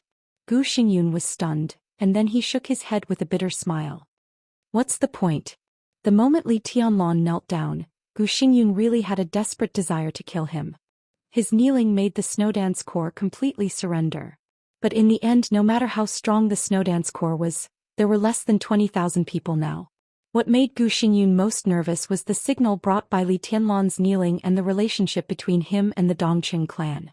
Now there was definite news that the Dongqing clan had completely put its future on Li Tianlan. Even Zhou Yuanshan, who was likely to reach the top, would wholeheartedly assist Li Tianlan. If Zhou Yuanshan reached the top 20 years later, he could guarantee the prestige of the giant group for decades to come. But if Li Tianlan became the chosen one, he could make the Dongqing clan the second Wang family of Beihai. The Dongqing clan naturally knew which was more important. Li Tianlan's kneeling showed his attitude toward the Dongqing clan, which was undoubtedly what many people in the giant group liked. It also meant that it would be smoother for Li Tianlan to take over the authority of Dongqing Wudi in the future. A Li family that controlled the giant group might not be as powerful as the Li family in its heyday, but its strength was directly related to Li Tianlan's strength. Li Tianlan now had the combat capability of the Invincible Realm. What if he officially broke through to the Invincible Realm in a few years? With the potential and combat capability that Li Tianlan showed now, Once he officially entered the invincible realm, Gu Xingyun did not dare to say that he would be his opponent even without stabilizing his realm. Gu Qianchuan asked him if he still had strength left at this time, undoubtedly to let Gu Xingyun kill him at all costs. Even if I have strength left, can I really sneak into Reki City and kill him? After all, he is the marshal of Zhongzhou State. Gu Xingyun said. Why not? Gu Qianchuan said quietly. Gu Xingyun raised his head in astonishment. In his sight, Gu Qianchuan's pale face was calm. Gu Xingyun also understood. Why couldn't he kill him? Now Gu Xingyun was an expert at the peak of the invincible realm. Even if he was seriously injured, his realm was there. As long as he had strength left, he could kill him. As long as Gu Xingyun was willing to pay the price. The god of war of Zhongzhou State killed the marshal of Zhongzhou State. In any case, Gu Xingyun could not escape the responsibility. Even if he did not have to pay with his life, he was bound to be imprisoned for life. But if Li Tianlan died, Kunlun City would have time. Even if Kunlun City lost Gu Xingyun, it still had Gu Qianchuan. Kunlun City had been rooted in Zhongzhou State for more than 20 years, and the special warfare group had gradually become mature. As long as there were another 20 years, even if the high-level officials of Zhongzhou State were completely neutral, Kunlun City would have the confidence to protect itself in front of a behemoth like the Wang family of Beihai. Therefore Gu Qianchuan asked Gu Xingyun to sacrifice himself. For Kunlun City. It's a matter of life and death. Gu Qianchuan laughed at himself. He had no strength left and his realm was not high enough. Even if he could move, he would not be Li Tianlan's opponent. Gu Xingyun was silent for a long time, then shook his head and said, I can't move. Gu Qianchuan looked at him and did not speak for a long time. Li Tianlan quietly looked at the light in his hand. Others were shocked, angry, admiring and thoughtful. But his whole consciousness had been completely occupied by the sword light in front of him. The sword light with extremely pure sword intent wrapped him up. The light formed by the sword intent and the sword qi appeared in an extremely calm manner. It was completely unfolded in front of him. It was so strange and so familiar. It seemed familiar. Li Tianlan felt the emotion. It was light and strong emotion. It was joy, intimacy, excitement, approval, docility and dependence. The sword light in front of him seemed to be alive, constantly jumping in Li Tianlan's hand. He had a sword in his hand. Li Tianlan could not see what the sword looked like, but he could clearly feel that the sword seemed to whisper something in his hand. This is the real peerless sword. Wang Tianzong's voice sounded beside him. Sword Emperor, who had been incompatible with the Snowdance Corps, walked to Li Tianlan's side and looked at the light in his hand seriously. There was a little joy in his tone. What do you see? Li Tianlan asked softly. Nothingness. Wang Tianzong said calmly, but it's very real. He could not see the sword either. But between nothingness and reality, what he felt was the purest sword intent.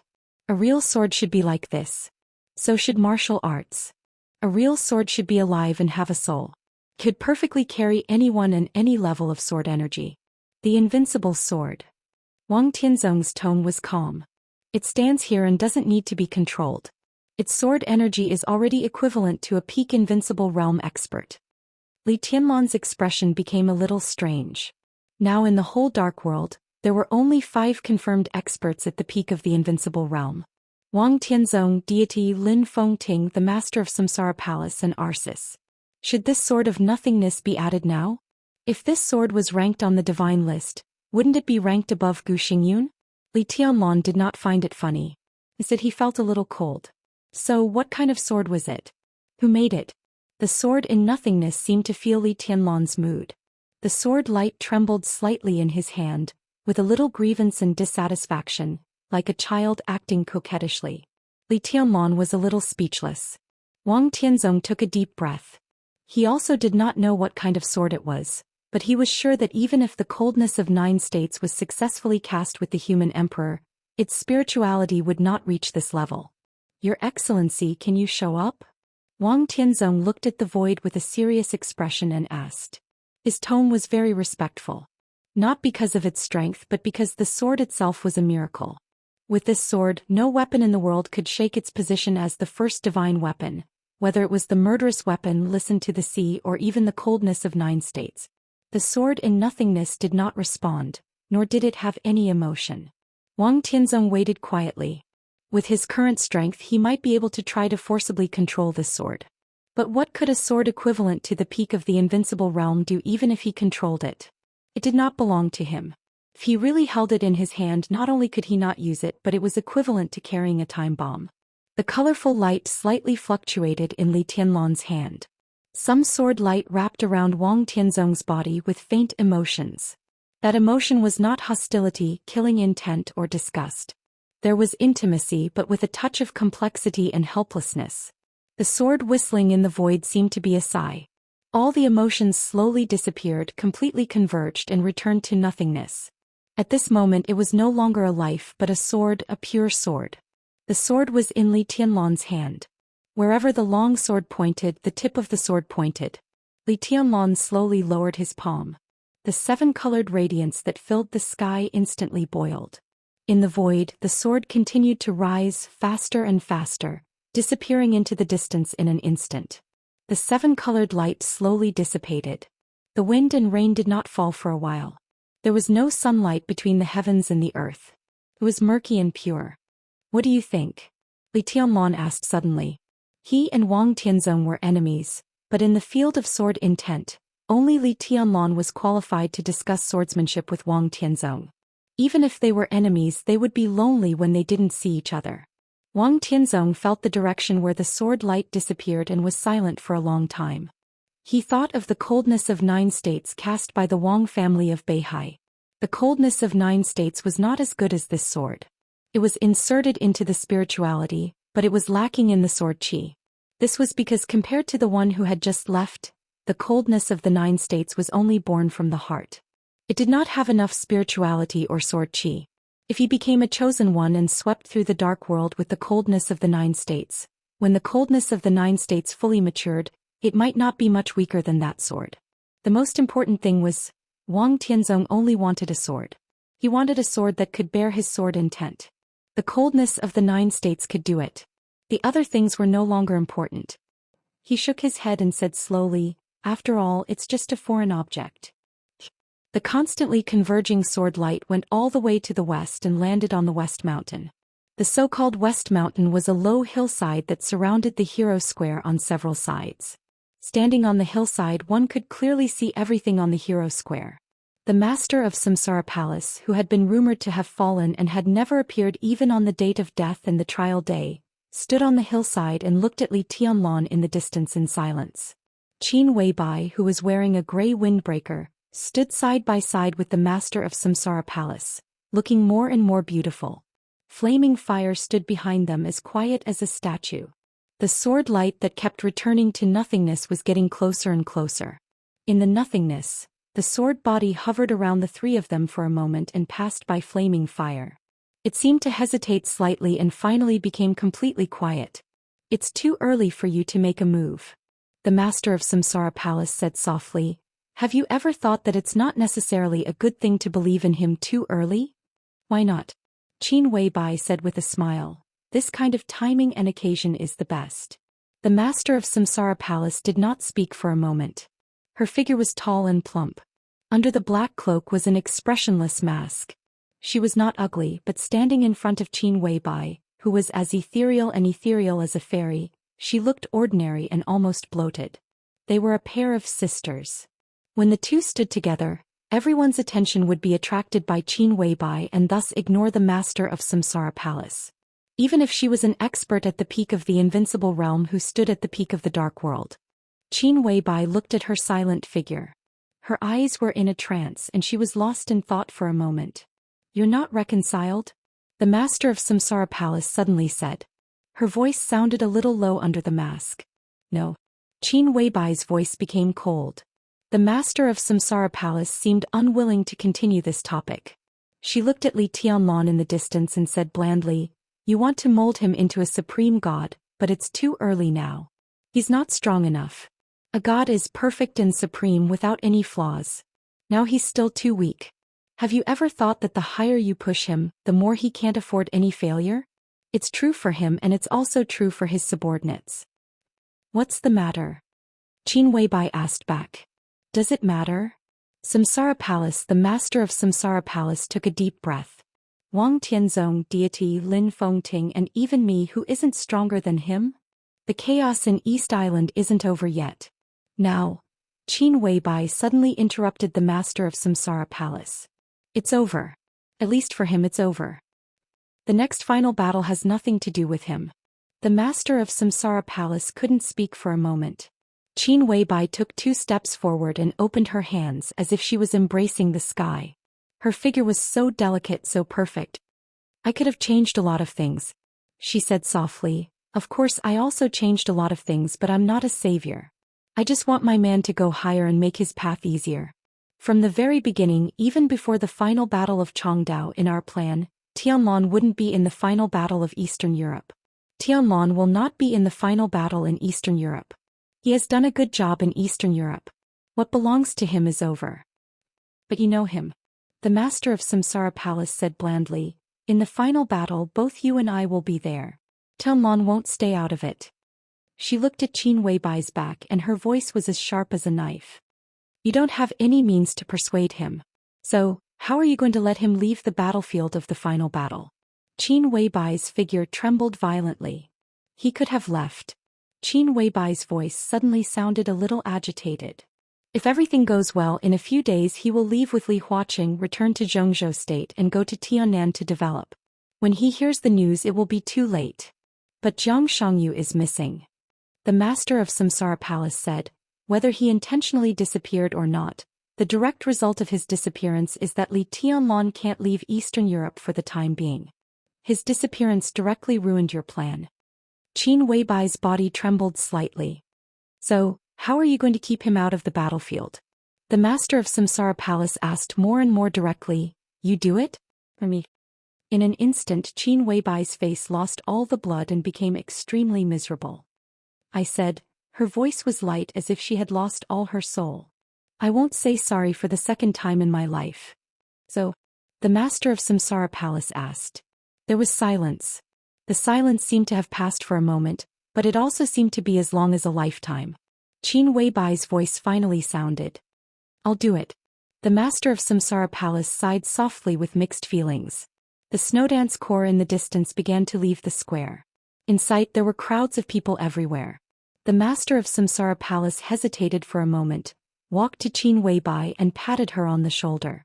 Qin Weibai lowered her head and no longer looked at Li Tianlan or the snowdance corps. Have you ever thought about what he would be like without you and me in this world? The master of Samsara Palace said softly. Qin Weibai's eyes were in a trance and she said absent-mindedly, what can he do? Without you and me there will be others to replace us. If he doesn't meet me he will still enter the Sky Academy. Maybe there will be no final battle of East Island, but he will still rise quickly in the Sky Academy, and then his identity will be exposed. She said quietly in a sad voice. Then he may enter the Wang family of Beihai because he can't bear the pressure he can't bear at all. He will find his own way to be the chosen one and sweep the dark world with the divine weapon given to him by the Wang family of Beihai. He will meet Phoenix Pavilion, 1 or 2 women he loves deeply and they also love him deeply, but they are destined to die with each other. Just like Li Kuangtu, the old things keep reincarnating. He will die under the sword of his woman, and the Li family will disappear completely. His woman may hide her identity, or take revenge for him with his sword. That may be the era of women. The master of Samsara Palace listened to her quietly without saying a word. The former is sad and the latter is boring. Finally Qin Weibai concluded. Boring. The master of Samsara Palace's voice was calm. It's really boring. Qin Weibai nodded. Let's go to see Tianlan. The master of Samsara Palace's body hesitated for a moment. Qin Weibai looked down at her clothes. A gray lady's trench coat, a white scarf, a white cotton shirt, black straight pants and high heels.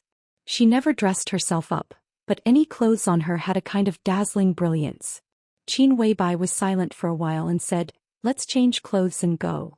The master of Samsara Palace nodded. Okay, let's go back to the hotel first.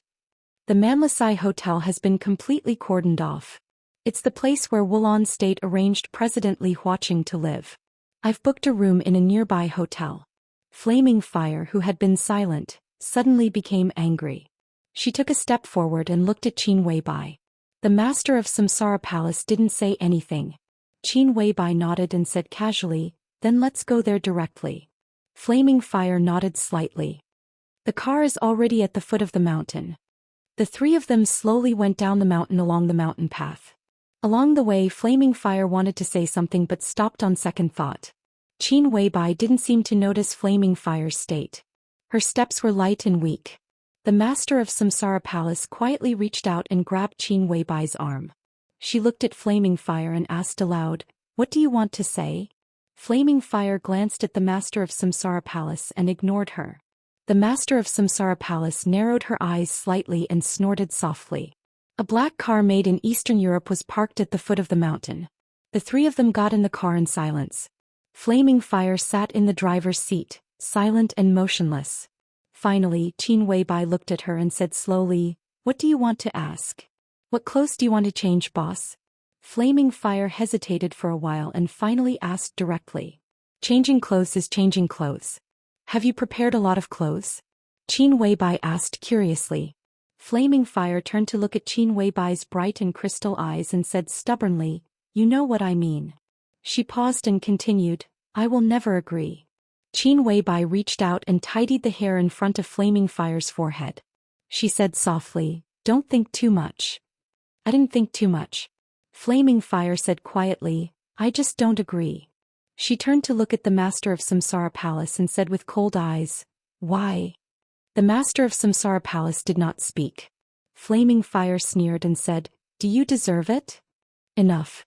Qin Weibai suddenly opened her mouth and said coldly. Flaming Fire's fierce momentum stagnated for a moment and finally fell silent. "I don't want to go to the hotel." After a long time, Flaming Fire said softly. For some reason her eyes were slightly red. "You have to let Tianlon see it." Qin Weibai said softly. She touched Flaming Fire's head and said, "Drive." Flaming Fire was silent.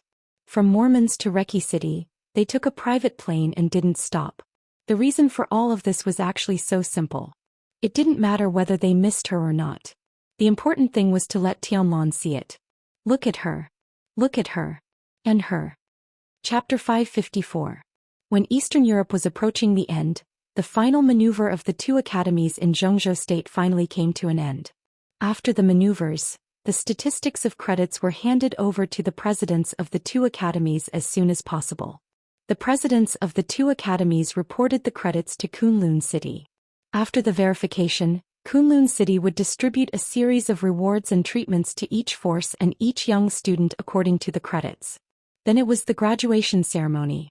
The high-level officials and teachers of the two academies would spend a few months summarizing the teaching situation of this year, exchanging experiences, re-rating the strength of each teacher, transferring personnel, rewarding teachers with outstanding achievements in the past 3 years, and formulating the teaching direction and focus of the two academies for the next year. Then it was the annual leave and a short vacation. After the vacation, when the personnel of the two academies were completely stable, the two academies announced the enrollment requirements of the new year. Kunlun City and the Army headquarters jointly issued a document, which was transmitted to the entire military world and the special warfare system. Any young elites who met the enrollment requirements and were interested in entering the two academies would choose the Sky Academy or the Deep Sea Academy. Then the teachers of the two academies would lead teams to various places for the assessment. After the assessment, the new classes of the two academies would officially start again at the end of March or the beginning of April next year, around the Qingming festival. To some extent, the final result of the last maneuver of the two academies directly affected the direction of the new students' choice and the support of the military and the special warfare system for the two academies. So Zhuang Huayang was very busy. The Sky Academy really shone in this year and completely left the Deep Sea Academy behind. Li Tianlan's rise directly broke the pattern of the young generation and even the entire Zhou State experts. The Deep Sea Academy originally had Jiang Shangyu, Dongqing Rushi and Song Xiai. From the beginning, the Deep Sea Academy's glory was far stronger than that of the Sky Academy.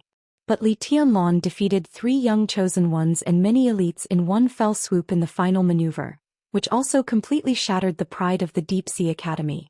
From the beginning to the end of the maneuver, the East Emperor Palace only participated in the team maneuver on the first day, and only Li Tianlan participated.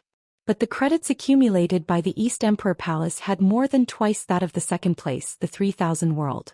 The East Emperor Palace was the force of the Sky Academy, and all this was naturally the glory of the Sky Academy. As the Dean of the Sky Academy, within 24 hours after the maneuver, Zhuang Huayong had been commended many times by the parliament, the cabinet, the military and Kunlun city.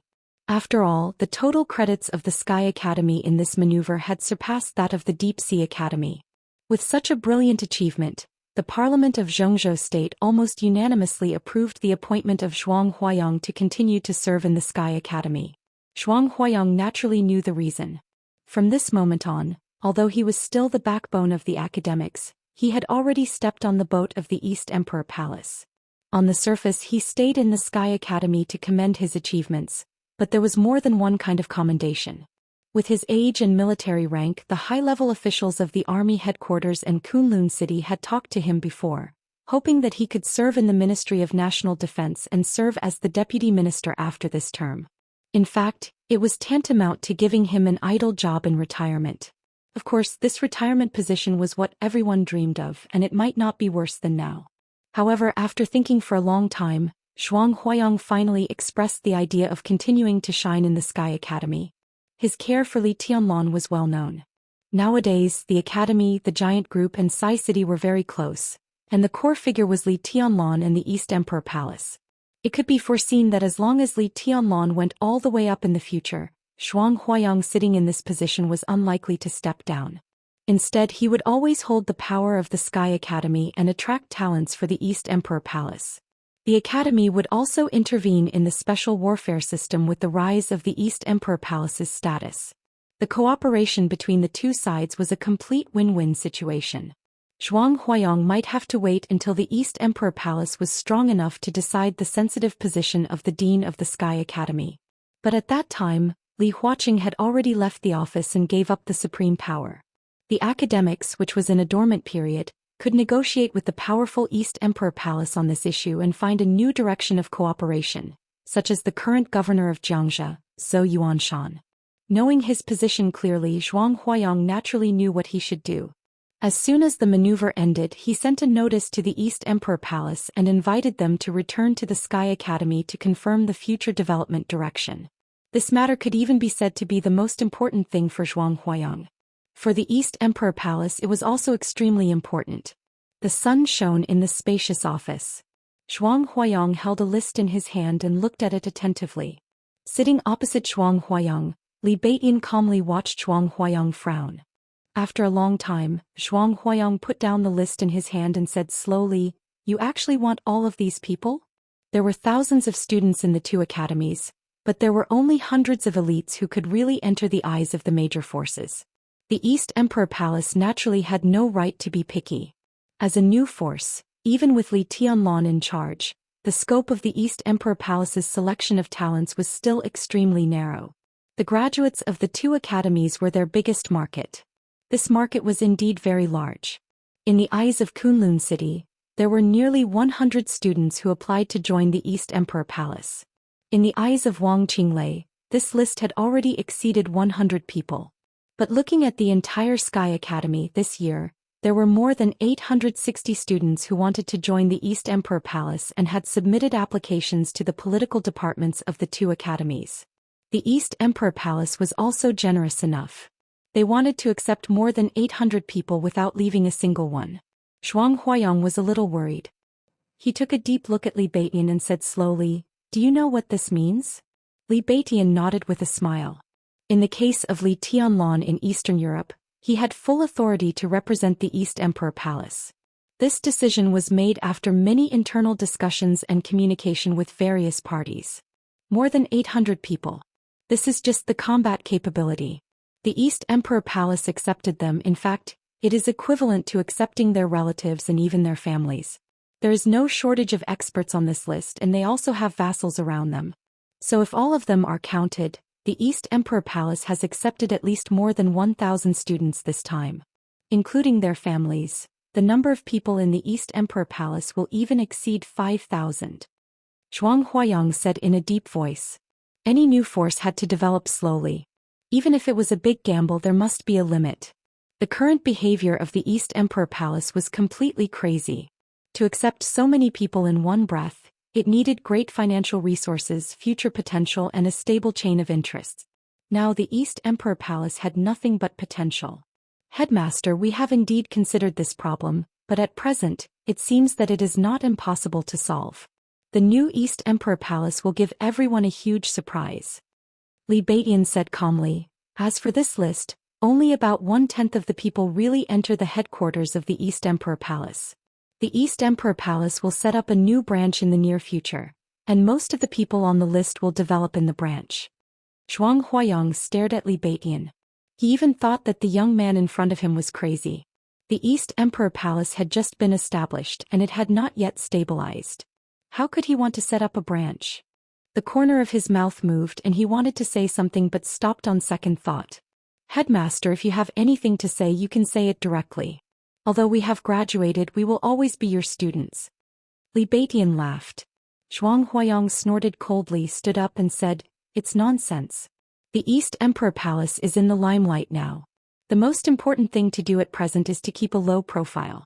The East Emperor Palace has accepted so many talents at once. Do you really think that other forces have no temper? Bodhisattva?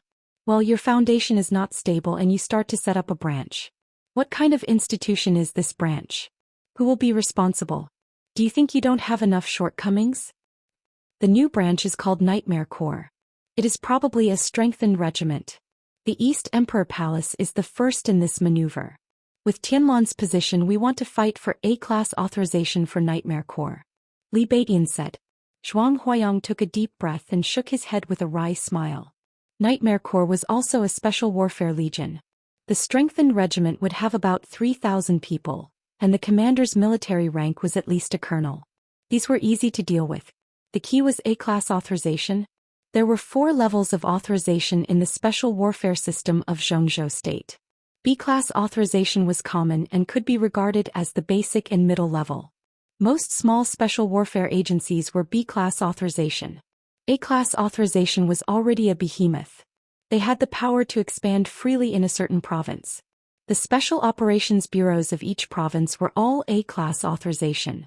Originally, the current status of the East Emperor Palace should also give them A-class authorization. To get A-class authorization, the strength must be at the peak of the thundershocking realm and the military rank of lieutenant general or above. Li Tianlan was now the marshal of Zhou State. After the end of the chaos in Eastern Europe, he returned to China and handed over the position of the commander of the Snowdance Corps, but he was still the marshal. Therefore, the new East Emperor Palace would get S-class authorization, which was on the same level as the regional special warfare headquarters. Its status was equivalent to that of a member of parliament. Above the S-class was the X-class. In the entire Zhou State, only Kunlun City had the X-class authorization and could expand freely within the territory of Zhou State. In the current state, an S-class authorization was enough for the East Emperor Palace to digest. Li Baidian even wanted an A-class authorization? Let's not talk about whether you can get the A-class authorization. Even if you get it, who in your East Emperor Palace is qualified to be the commander of this Nightmare Corps? Zhuang Huayang asked seriously. Marshal Li can't do it himself, can he? The strength at the peak of the thunder-shocking realm and the military rank of lieutenant general. Li Baidian was now the second most important person in the East Emperor Palace, but his realm was still some distance from the peak of the thunder-shocking realm, and his qualifications were not enough to be promoted to lieutenant general. The Li family, Sai City, and Dongqing clan could provide such people, but it was unlikely to get the A-class authorization with these people. In the entire East Emperor Palace, only Li Wangxing, the lieutenant general of Black Tortoise in Zhou State, was barely qualified. But he was just barely qualified. His military rank was enough, but his strength was slightly poor. And the position of the Terracotta Army could not be easily given up. As for the other one, Dongqing Rushi, her strength was enough, but her strength was not strong enough to be promoted as an exception as Li Tianlan's. And to say the least, even if Li Wangxing and Dongqing Rushi were promoted, their strength was not enough to quell the controversy. At that time, there would be many people who were dissatisfied and challenged.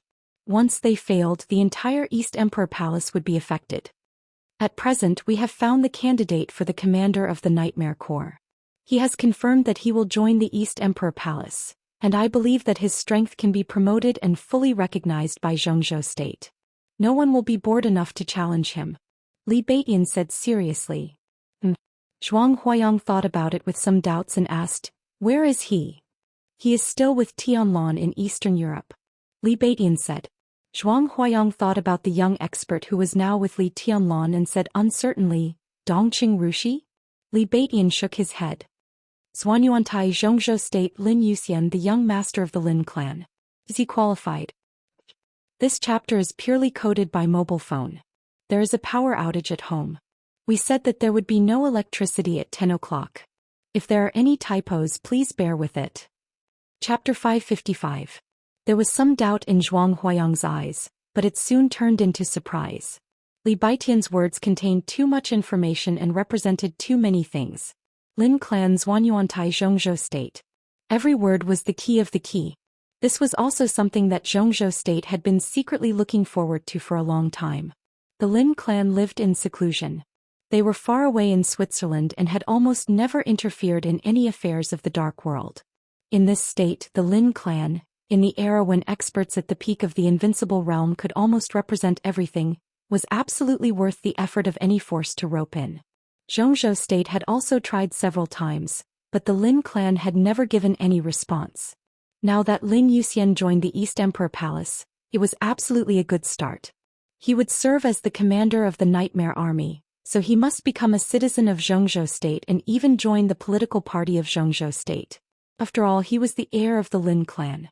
Even if the Lin clan allowed Lin Yuxian to develop a branch alone, the Lin clan was bound to change its attitude toward Zhongzhou State in the future because of his relationship with the Lin clan. If a behemoth like the Lin clan supported a country with the same voice, it was actually very troublesome. Support at all costs often meant that the supported country had to pay an unimaginable price. For example, no one could deny the great contribution that the Wang family of Beihai and Zhongzhou State brought to Zhongzhou State. But the existence of the Wang family of Beihai often made Zhongzhou State seem very embarrassed. The young master of the Lin clan joined the East Emperor Palace, and the Lin clan had a very important branch in the country. At some point, if the Lin clan's position leaned toward Zhongzhou State, it would have a huge influence. In the eyes of Zhongzhou State, this was a real win-win situation. No wonder, Zhuang Huayang muttered to himself and suddenly asked with some uncertainty, "What did Lin Yuxian say?" "He has already shown his attitude by going to Eastern Europe with Tianlong. In fact, if it weren't for the fact that he couldn't get away from Eastern Europe, he might have come to meet the headmaster in person today," Li Baitian said with a smile. Zhuang Huayang took a deep look at him and didn't say anything. He understood Lin Yuxian's attitude and naturally understood Li Baitian's subtext. Didn't it mean that if Lin Yuxian was free, he would represent the East Emperor Palace to discuss the list with Zhuang Huayang today? In other words, in the future sequence of the East Emperor Palace, the first was Li Tianlong, and the real second was Lin Yuxian. Judging from Li Baitian's current attitude, he wasn't dissatisfied with this. There were only a few cores in the East Emperor Palace. After Li Tianlong, it was Li Baitian and Dongqing Rushi. They were all experts who were likely to break through and enter the invincible realm. Dongqing Rushi would not fight for anything. If Li Baitian was willing to give up the position of number 2, Ning Qianqing, who was slightly less talented, and Su Chu would not do anything. Du Hanyin belonged to Sai City and Wang Yuetong was in an awkward position.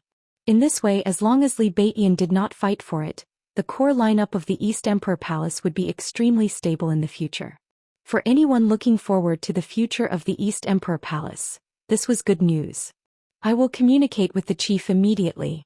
East Emperor Palace will probably get the authorization of the Nightmare Army at the graduation ceremony," Zhuang Huayang said without hesitation, full of confidence. If the commander of the Nightmare Army was not Lin Yuxian, he would not be so confident, and he might not even report it to the higher-ups. But if it was Lin Yuxian, all the problems would be solved. Zhongzhou State was completely willing to make an exception to promote Lin Yuxian. With the status of the Lin clan in the Dark World, Zhongzhou State was even willing to pay more. Kunlun City naturally would not like this appointment, but it was impossible to oppose it openly because it was useless even if it did. If Gu Xingyun really dared to say no, the whole Zhongzhou State, not to mention the counselors and directors, even the wealthy families who had various cooperation with the Lin clan, would teach him what to focus on the overall situation. Li Baitian laughed. Before he came he knew this would be the result. He pointed to the list in Zhuang Huayang's hand and said, "This? I'll arrange it." Zhuang Huayang waved his hand and looked at the list in his hand. "This chapter is not over. Please turn the page." Among the hundreds of names, the oldest was already 31 years old, and the weakest had crossed the ice-condensing realm, which was the standard for graduation from the East Emperor Palace. Many of them were not geniuses, but there was still room for improvement. Conservatively speaking, the worst potential could reach the peak of the ice-condensing realm. From the ice-condensing realm to the fire-flaming realm, to the thunder-shocking realm, and to the half-step invincible realm. The starting point of the East Emperor Palace was unimaginably high, and it had formed its own talent echelon. If Li Tianlan could break through to the invincible realm in a short time, the entire East Emperor Palace would become pivotal in the Dark World. Even now, as long as Li Tianlan came back, the East Emperor Palace could be regarded as a force that no one in Zhou State could ignore. The most important thing was that it was just the beginning. 3 years later, with Li Tianlan's steady rise in Zhou State, how many people would want to join the East Emperor Palace when the graduates of the two academies graduated again? And what realm would the people who joined the East Emperor Palace be in 3 years? Zhuang Huayang was a little emotional. Vaguely, he seemed to see a surging tide rolling over from a distance, with the general trend of crushing everything, constantly subverting all the orders of the old era. "The younger generation will surpass us in time," he sighed softly. "Headmaster, you flatter me." Li Beitian smiled implicitly. "If there's nothing else, I should go back." "How could there be nothing else?" Zhuang Huayang said helplessly. "At the graduation ceremony, you have to speak on behalf of the East Emperor Palace. Marshal Li can't spare time to come back. Don't you support him?" "Speak." Li Beitian was stunned and then laughed. "It's not my business. I'm not the one to speak on behalf of the East Emperor Palace at the graduation ceremony." "Then who is it?" Zhuang Huayang asked curiously. "It's Yue Tong," Li Beitian said calmly. The corner of Zhuang Huayang's mouth twitched violently as if he couldn't believe it. When the Sword Emperor of the Wang family of Beihai and Li Tianlan were at loggerheads in Eastern Europe, the little princess of the Wang family of Beihai spoke on behalf of Li Tianlan. "Is it Wang Yuetong?"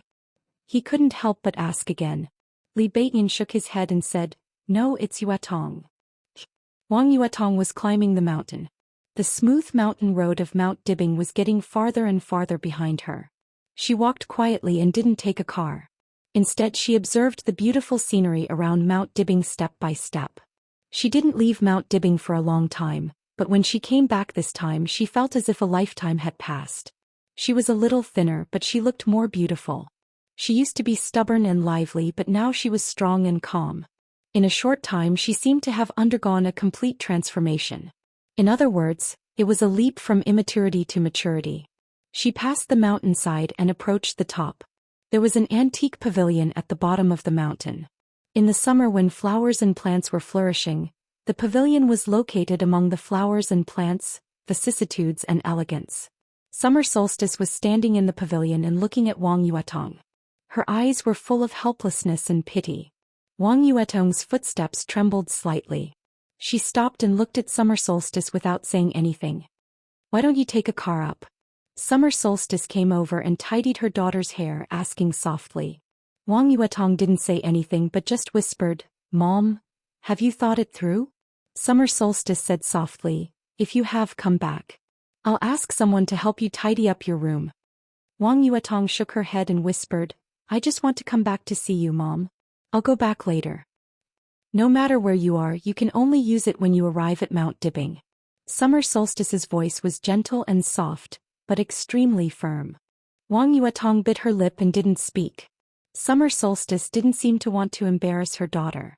She sighed softly, touched her short hair and whispered, "Do you miss me?" "Yes." "This chapter is not over. Please turn the page." "Is there something else?" "Of course, if you want me to ask your father to let Tianlan go, you'd better not ask. At this time I can't persuade him, and I'm in no position to persuade him."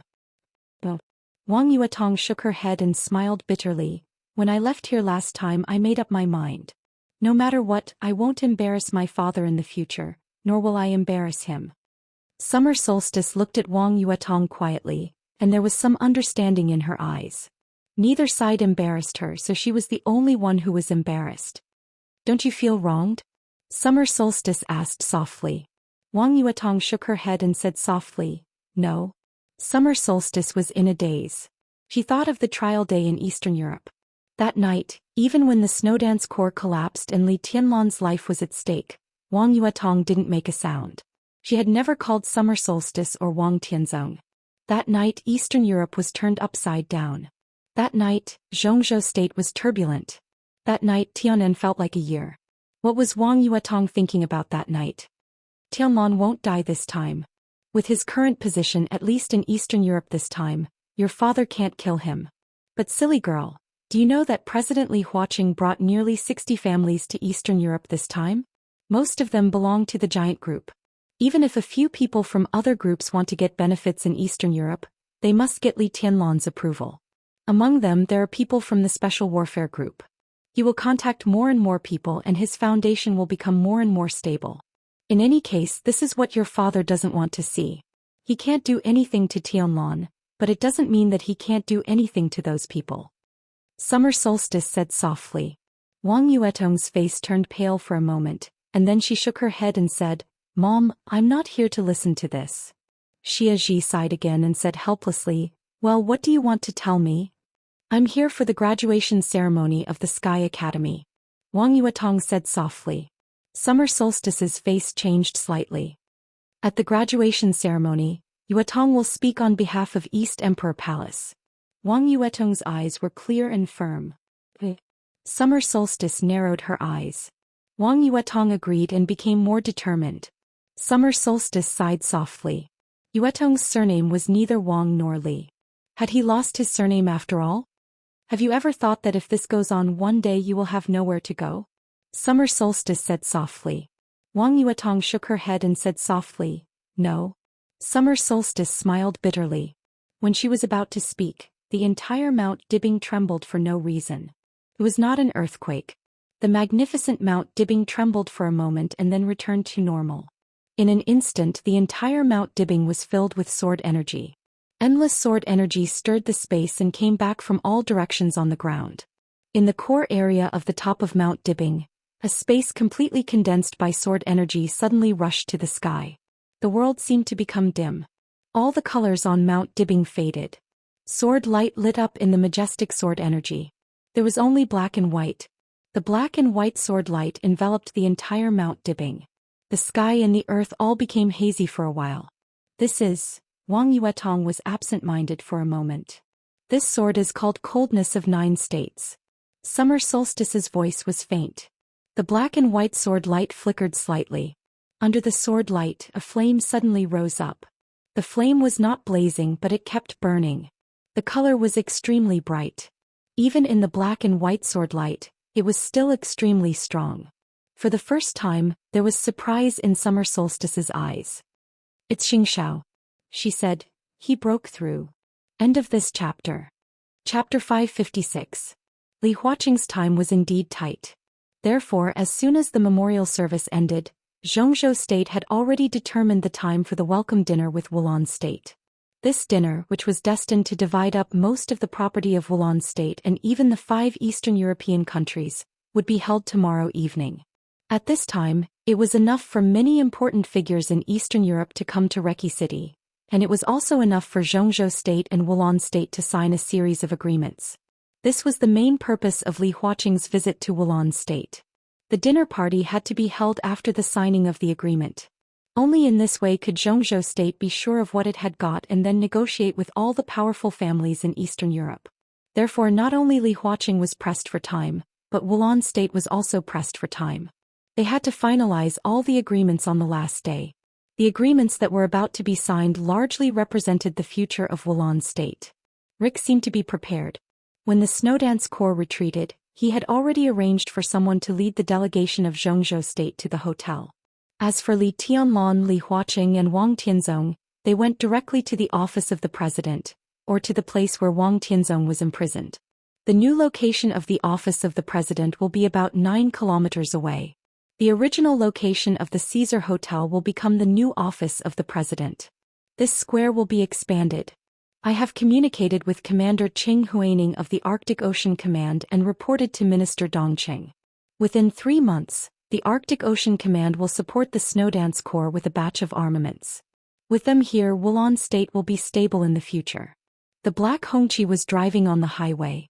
Li Tianlan looked at the parade square outside the window and reported in a calm tone. At this time Rieker was not in the car.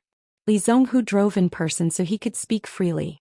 Therefore Li Tianlan had no scruples and said straightforwardly, Zhongzhou State can be more ruthless. On this point Rieker has enough psychological preparation. After the agreement is signed there will be some details. I will talk to Rieker then. Li Huaqing patted his shoulder and said gently, You've worked hard. Li Tianlan shook his head and said quietly, The soldiers of the Snowdance Corps are working hard. Of course. Li Huaqing nodded.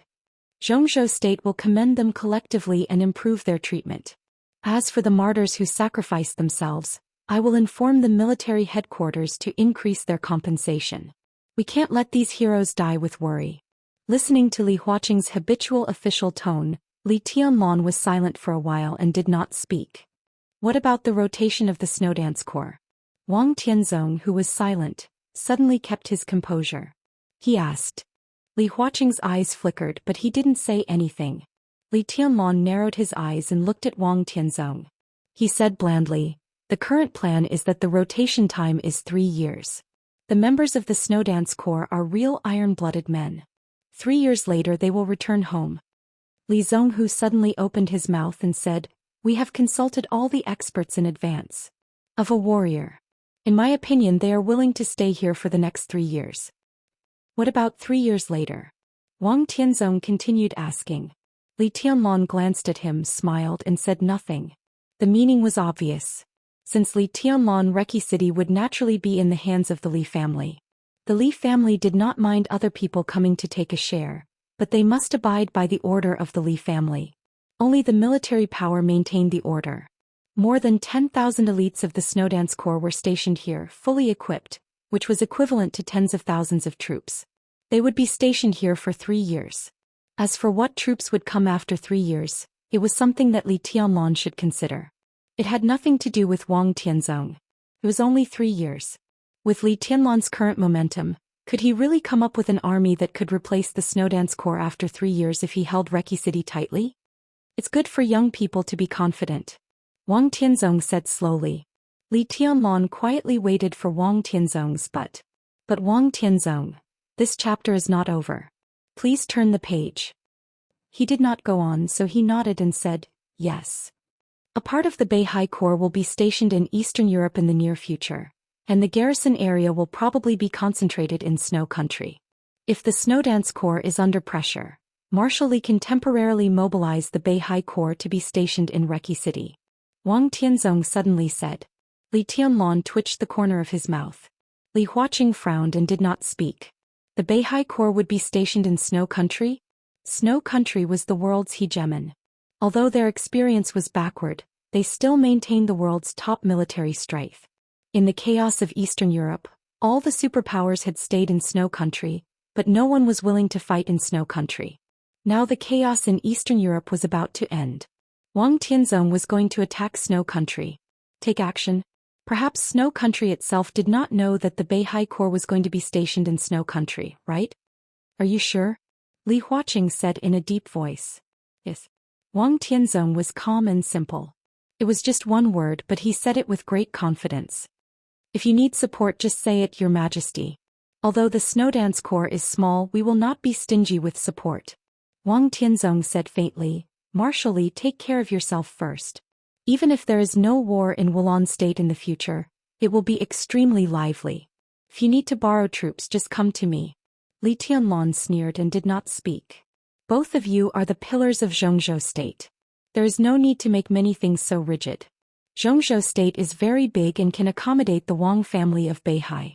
Naturally there is also the soil for the development of the Li family. Especially now both of you are outside Zhongzhou State. I hope you two can still make a fool of yourself. I hope you two can still focus on the overall situation. Li Huaqing had a headache. Before the chaos in Eastern Europe, if everything was not obvious, the conflict between the Li family and the Wang family of Beihai had become extremely acute. Li Huaqing came to Reki City this time mainly for the 5 countries in Eastern Europe. But in private he also wanted to coordinate the relationship between Li Tianlan and Wang Tianzong. Wang Tianzong Li Tianlan. The current Sword Emperor and the future East Emperor were the present and the future of Zhou state. In the future the conflict between the two would continue to intensify, which was a good thing for everyone outside Zhou state. But for Zhou state no one wanted to see it. Before Li Huaqing left he received a lot of very important calls including the leaders of the Southeast Group, the Giant Group and even the senior executives of the Prince Group and the Special Warfare Group. The grievances between the Wang family of Beihai and the Li family were difficult to completely solve, but countless people hoped that Li Huaqing could control the conflict between the two within a certain range. But now, Wang Tianzong was going to attack Snow Country. But his purpose was obviously not just for Snow Country. Once he took down Snow Country and stationed a large number of troops in Snow Country, the Snowdance Corps and the Beihai Corps in Snow Country were bound to have constant conflicts in the future.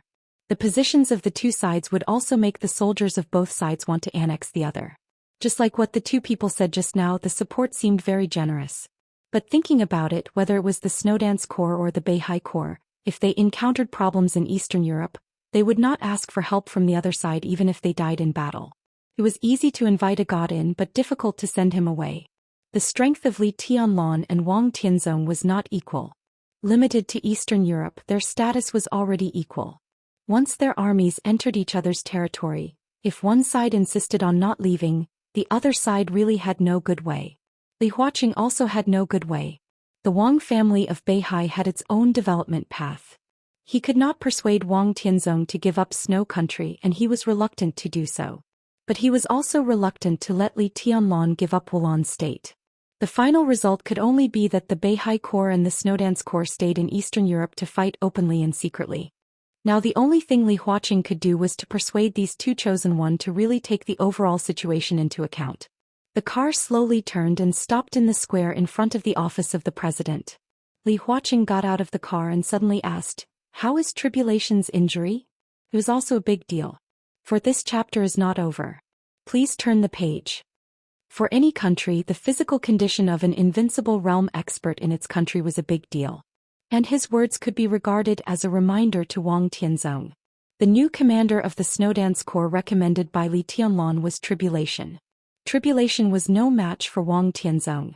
But Wang Tianzong and Li Tianlan were the same. They could not stay in Eastern Europe for a long time. If Wang Tianzong left, no matter who was stationed in Snow Country, they would not be a match for Tribulation. Dijiang might be able to stop Tribulation, but the Border Control Corps was obviously more important. Wang Tianzong would not leave him in Eastern Europe. As long as he left, the Snowdance Corps would obviously have more confidence than the Beihai Corps. Moreover, Tribulation's qualifications and abilities were enough. Even the Southeast Group could not find any reason to object to him replacing Li Tianlan. Martial Uncle's injury is fine. Li Tianlan did not say it clearly. In fact, Tribulation's injury was very serious, but it was not really fatal. Most of his injuries came from the loss of strength caused by his entanglement with Paul. As for other injuries, although they were also serious, he had regained his ability to move. After that he would recover very quickly. Even if Li Tianlan had to leave in a short time he could rest assured. In his current state he is fully competent for the position of commander of the Snowdance Corps. Tribulation is naturally reassuring to be the marshal. Reki City may not be peaceful in the future. There is no clue about Jiang Shangyu's disappearance. I'm afraid it's not appropriate for Marshal Li to leave at this time. Wang Tianzong said blandly. It was also a reminder. Even if the general placed here by the Wang family of Beihai was no match for Tribulation, there was still Jiang Shangyu in the Snowdance Corps. And compared with Gu Xingyun, who was afraid that Li Tianlan had troops in Eastern Europe, Wang Tianzong did not want Li Tianlan to go to Tianan. Otherwise he would not have hesitated to break through until now. I won't leave until I find Jiang Shangyu, Li Tianlan said blandly. They slowly walked into the messy office of the president and into the room where Wang Tianzong temporarily lived. Although it's good to talk here, the hotel is better. Tianlan, what happened before was just a misunderstanding. Now that it's over, it's okay to talk it over. Wulan State is fully capable of arranging a residence for Tianzong that is more suitable for his identity. Li Huaqing said with a chuckle, but his eyes were looking at Li Tianlan. On the trial day, the news that he had imprisoned Wang Tianzong had spread throughout Zhou state, which made his prestige soar. Now that the matter was over, he continued to lock Wang Tianzong up. It was meaningless. Sure enough, Li Tianlan nodded and said, "I have no problem with that." "No need." Wang Tianzong laughed. He reached out and poured a cup of tea for Li Huaqing and Li Tianlan respectively. He said slowly, "It's good here. It's quiet and no one will disturb me when I practice calligraphy. I'm very satisfied with it."